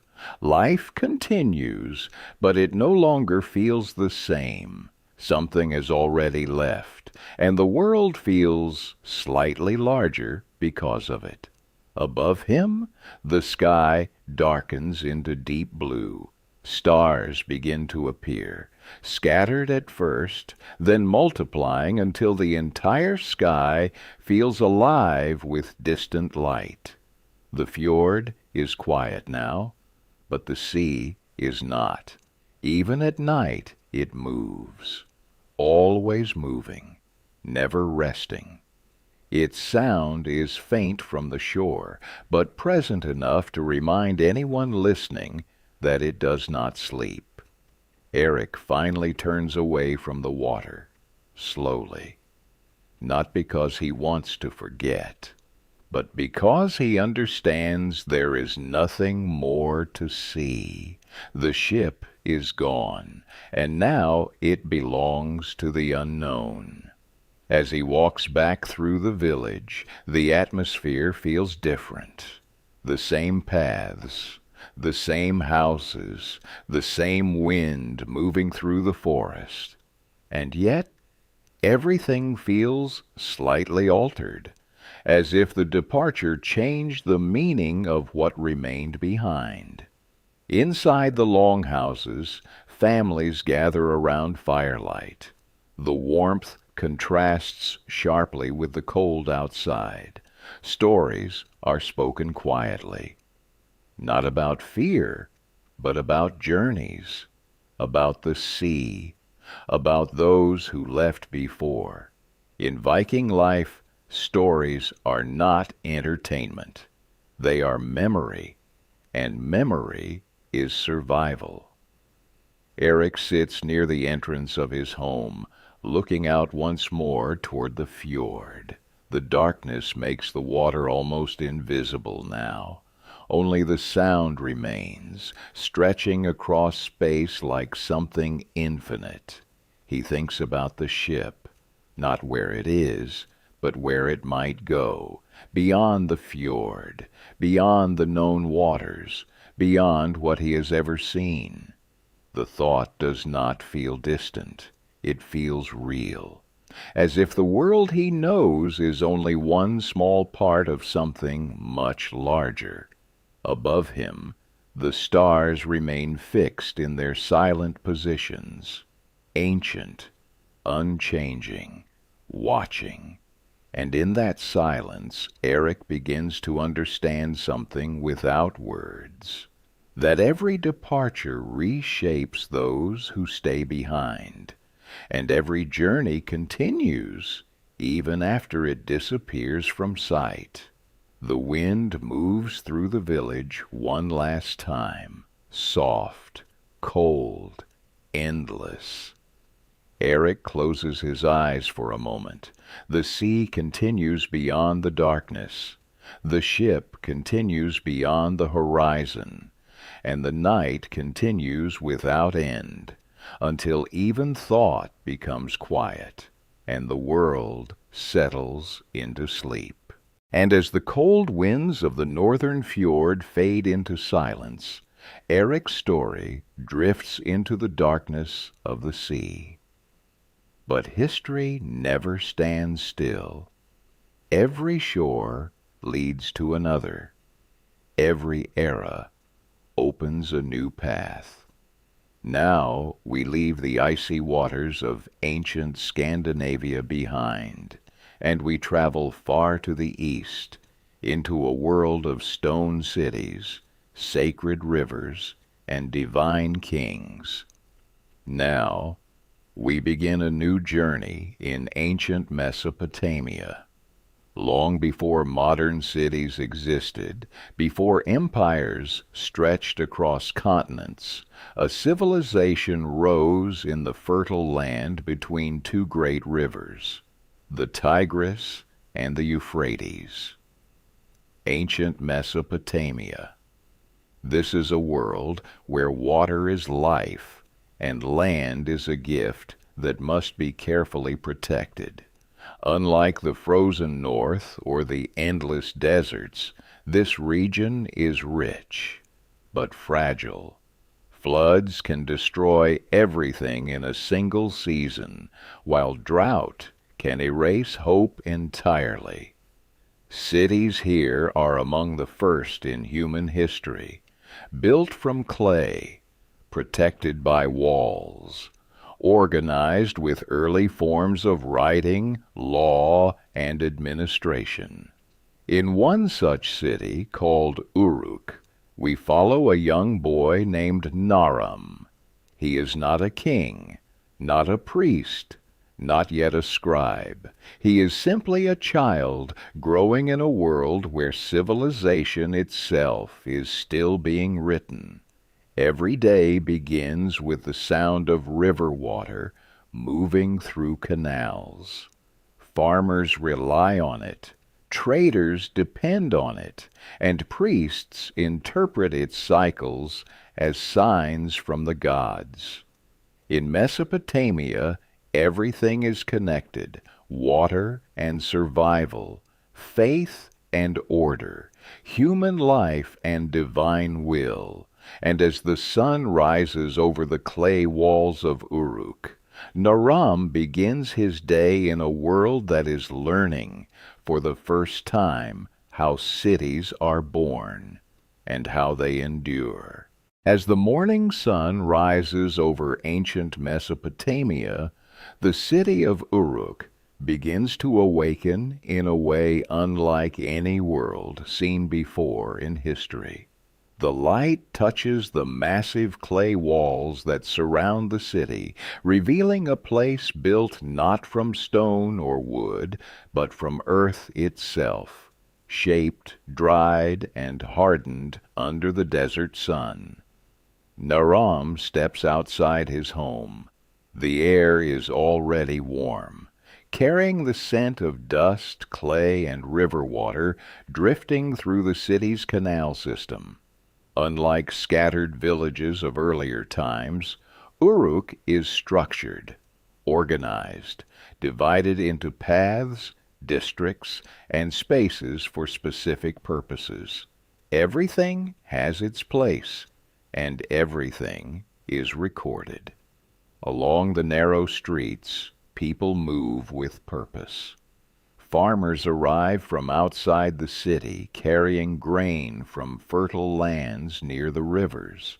Traders exchange goods: barley, dates, wool, and crafted tools. Workers carry baskets of clay tablets that have already been shaped and left to dry under the sun. Naram watches them carefully. These clay tablets are everywhere. They are not just objects. They are memory. Inside the city center, scribes sit in designated spaces, pressing symbols into soft clay using sharpened reeds. Each mark represents something real: grain counted, goods exchanged, resources stored. This is the beginning of writing, not for stories, not yet for literature, but for survival, for order, for civilization. Naram walks past a storage building where large jars of grain are carefully counted and sealed.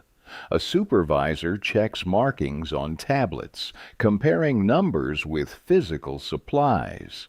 Everything must match. Nothing can be left uncertain.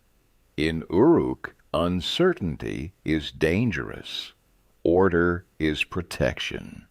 Beyond the city walls, the river flows steadily.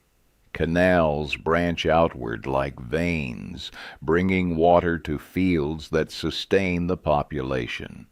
Without them, the city would not exist. Naram pauses near one of these canals. The water moves slowly, reflecting the sky above. Farmers nearby are already working the fields, adjusting channels, guiding water where it is needed most.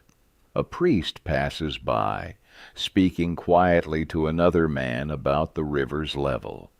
They interpret changes not only as natural events, but as signs of divine communication.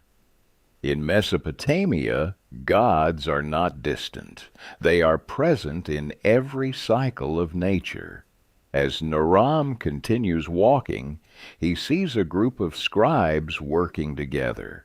One of them corrects another's markings on a clay tablet. Mistakes are carefully erased and rewritten before the clay dries.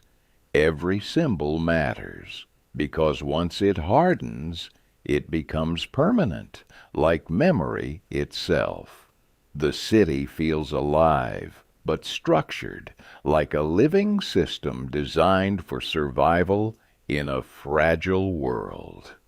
Naram begins to understand something without being taught. This city does not survive by strength alone. It survives by order, by record, by knowledge preserved in clay.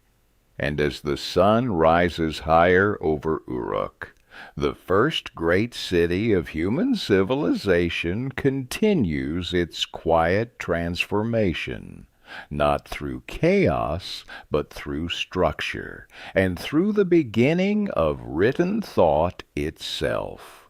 As the sun climbs higher above Uruk, the city begins to feel more intense, more structured, as if every part of it is aligned toward a single unseen order. Naram walks deeper into the city, where the streets widen and the buildings grow taller. Above everything rises the most important structure of all, the great temple complex, built on elevated platforms of mud brick and clay. It dominates the city, not through size alone, but through presence. The temple is not just a place of worship, it is the center of everything: administration, offerings, decision-making, and interpretation of the God's will. People move toward it constantly, some carrying grain, some carrying livestock, some carrying clay tablets marked with records of offerings and taxes. Nothing in Uruk exists outside of this system. Naram watches as priests move calmly through the temple grounds. Their robes are simple, but their authority is clear. They do not rule like kings in the way later civilizations might understand. Instead, they interpret. They interpret signs. They interpret patterns. They interpret what the gods might be communicating through nature, numbers, and events. A man nearby whispers that the river has risen slightly overnight. A priest responds without hesitation. The message has been received. No further explanation is given.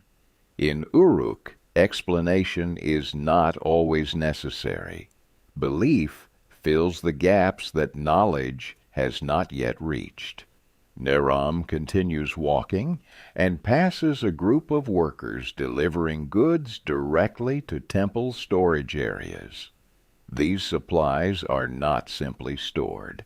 They are recorded, counted, and redistributed according to the temple's decisions. Food, grain, and materials flow through the temple like water through canals.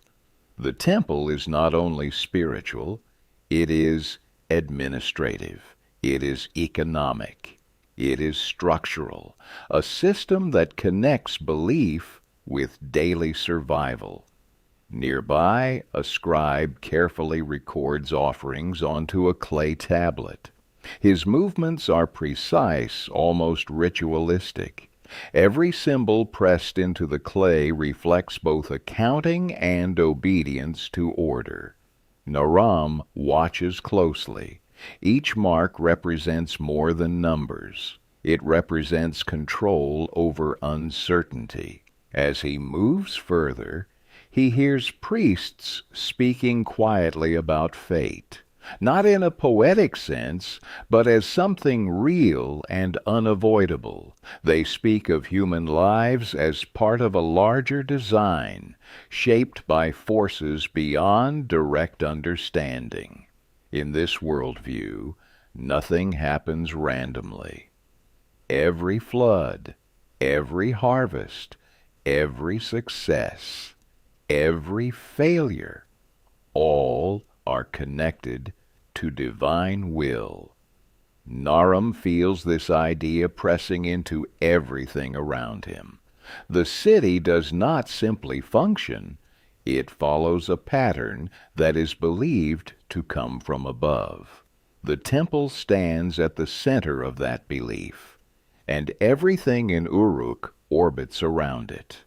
As he looks back at the towering structure, he realizes something quietly. In this world, freedom and order are not opposites.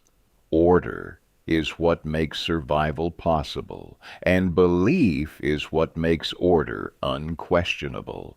The sun continues to rise over the city, and Uruk continues to move, not randomly, but according to a structure that is both human and divine. As the sun climbs higher above Uruk, the city begins to feel more intense, more structured, as if every part of it is aligned toward a single unseen order.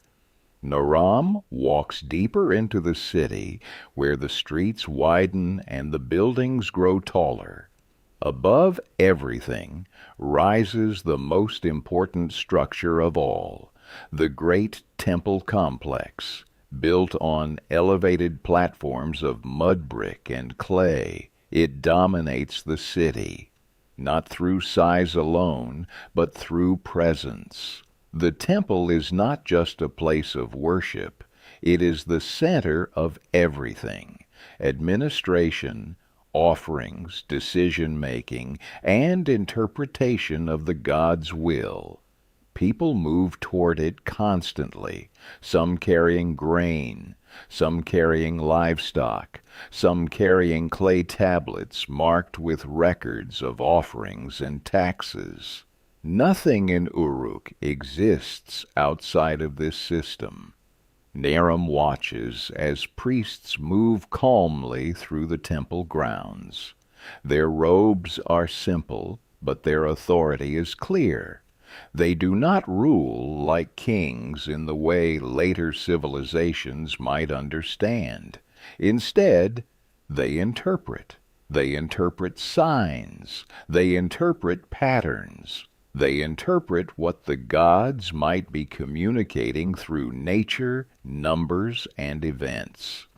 A man nearby whispers that the river has risen slightly overnight. A priest responds without hesitation. The message has been received. No further explanation is given. In Uruk, explanation is not always necessary. Belief fills the gaps that knowledge has not yet reached. Naram continues walking and passes a group of workers delivering goods directly to temple storage areas. These supplies are not simply stored.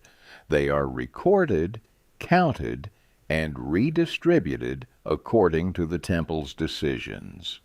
Food, grain, and materials flow through the temple like water through canals. The temple is not only spiritual, it is administrative, it is economic. It is structural, a system that connects belief with daily survival.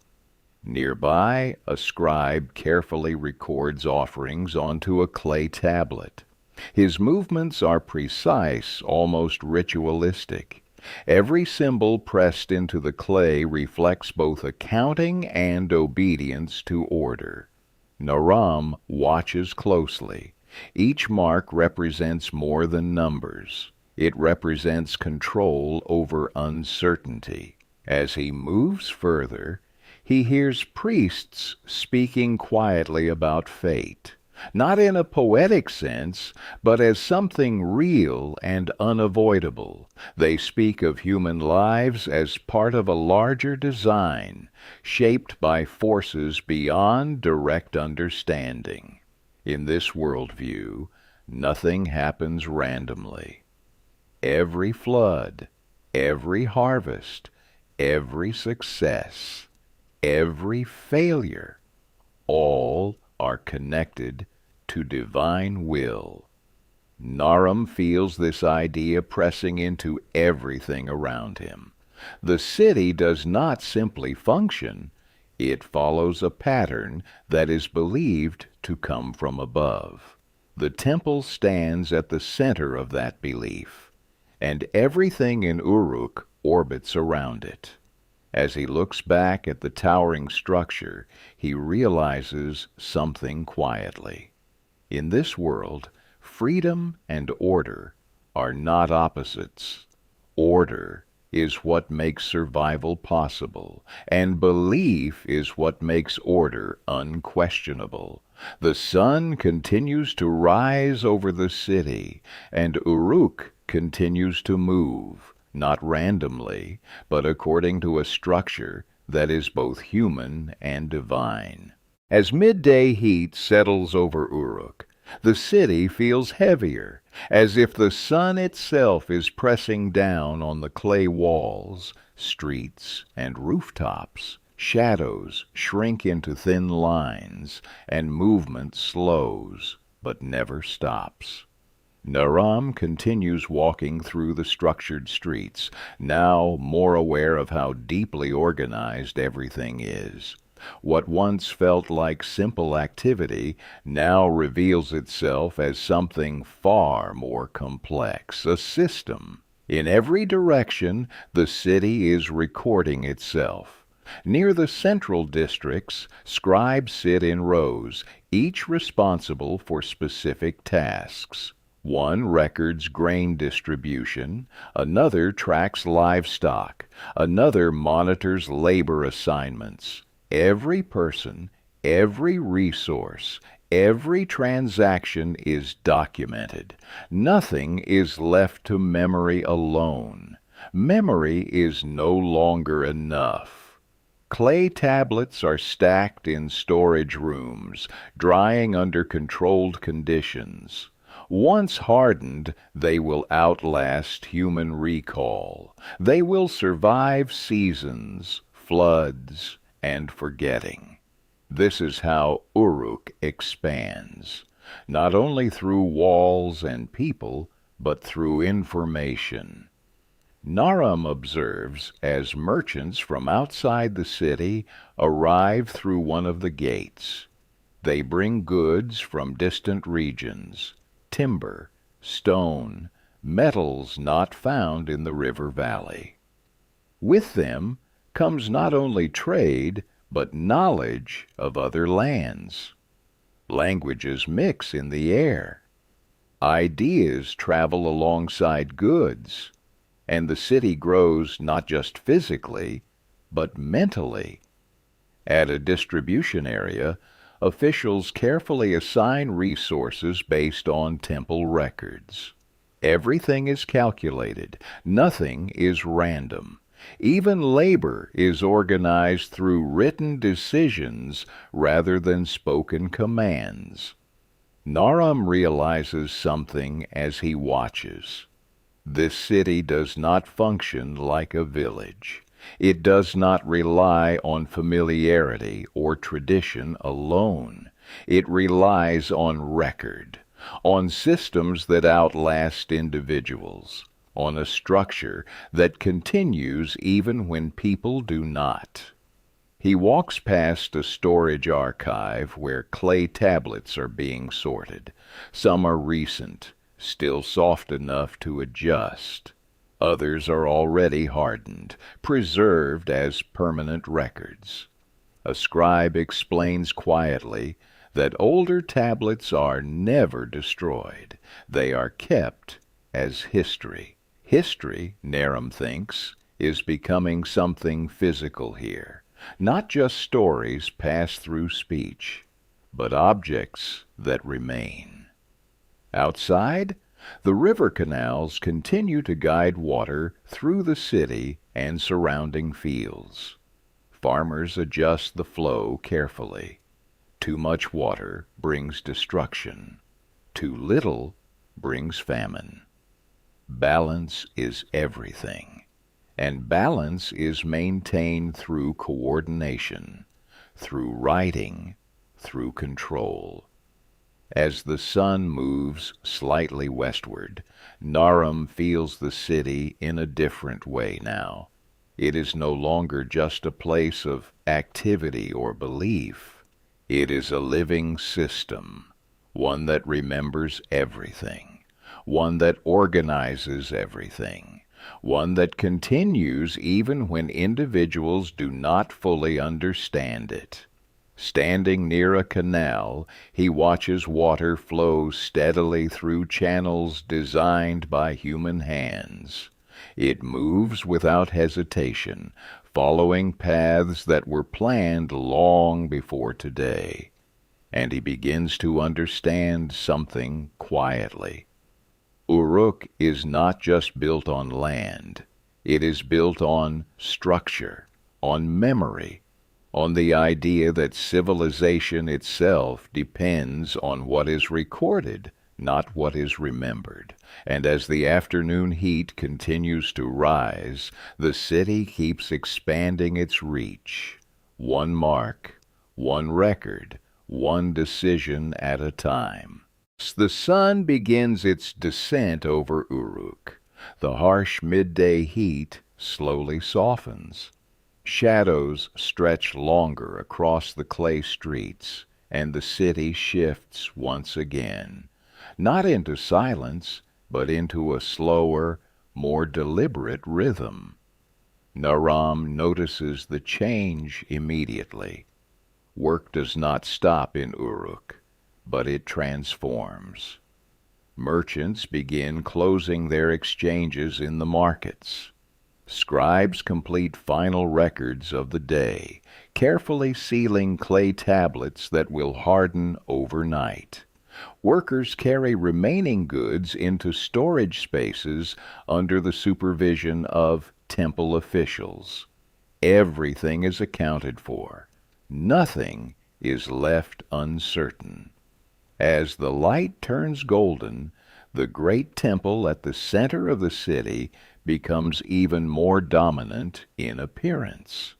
Its elevated structure casts a long shadow across surrounding districts, as if the entire city is slowly being drawn back toward it.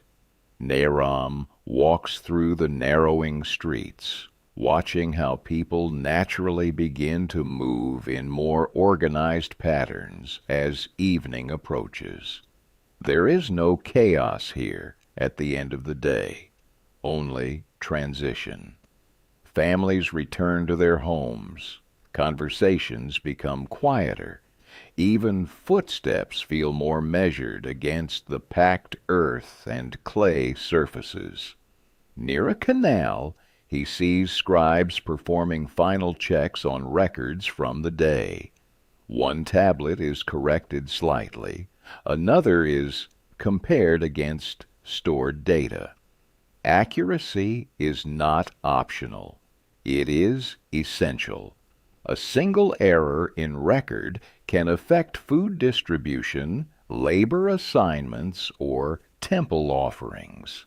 In Uruk, small mistakes can become large consequences. As the sun lowers further, the temple priests begin evening procedures. Offerings are gathered and organized. Decisions for the next day's distribution are prepared based on records from the current one. The temple does not simply observe life, it regulates it. Naram pauses near a stone platform overlooking part of the city. From here he can see the structured layout of Uruk more clearly. Districts, canals, storage areas, and pathways all forming a pattern that feels almost mathematical in its design. Nothing is random. Even movement has direction. Even rest has timing. A priest passes nearby and briefly observes the horizon. He speaks softly to another man about the cycle of the river and how its patterns continue to align with expected seasonal behavior. To them, these are not just natural events. They are confirmations. That order exists. That balance is maintained. That the system holds. As night approaches, torches begin to appear along key streets. Not everywhere, but in important areas. gateways, storage points, temple paths. Light is controlled, just like everything else. Naram returns toward his home, passing familiar streets now softened by evening light. The city feels calmer, but not less structured. It feels contained, like a system settling after a day of expansion. Above him, the temple still rises in silhouette against the darkening sky, a constant presence, a reminder that Uruk is not only a city of people, it is a city of order. And as the last light fades from the horizon, the city prepares not for chaos, but for continuity. As night finally settles over Uruk, the city does not fall into silence the way smaller settlements might. Instead, it transitions into a different kind of order, slower, dimmer, but still structured. Torches flicker along the main paths, casting moving shadows across clay walls and narrow streets. The air is cooler now, but it still carries the weight of the day. Dust, smoke, and the faint scent of river water flowing through distant canals. Naram lies inside his home, but sleep does not come immediately. Outside, Uruk continues to exist, not loudly, not chaotically, but steadily. Even at night there is movement. Guards patrol the gates. Temple workers finalize storage areas. Some scribes remain awake longer than others, carefully copying important records so nothing is lost or damaged. Because in Uruk, forgetting is not an option. Memory is fragile, but clay is not. Naram thinks about this as he listens to the distant sounds of the city, the soft footsteps outside, the occasional voice, the low rhythm of life continuing even after darkness has arrived. Earlier in the day he had seen hundreds of clay tablets being stored in sealed rooms beneath the temple, records of grain, labor, trade, decisions. Every part of life transformed into permanent marks. A city that remembers itself completely. A priest once said that order is what separates civilization from chaos. Now Naram begins to understand what that means. Order is not just rules. It is memory made permanent. Outside, the temple stands silent in the darkness, but its presence feels even stronger at night. It is no longer surrounded by activity, yet it feels like the center of everything still orbits around it. Even in rest, the city is structured. Even in darkness, it is organized. Naram closes his eyes for a moment, but his thoughts continue drifting through everything he saw today. The canals, the scribes, the records, the controlled movement of people and resources. Nothing in Uruk exists without purpose. Nothing is left unrecorded, and nothing is truly forgotten. As the night deepens, the wind moves gently through the city's clay walls, carrying the faint sound of water flowing through canals outside the settlement. The river continues. The city continues. And time continues to be written, one mark at a time. Naram finally drifts toward sleep. But Uruk does not sleep in the same way. It remains awake in its own form, preserved in clay, preserved in order, preserved in memory, And as the stars appear above the ancient city, the first great system of human civilization continues its quiet existence without end.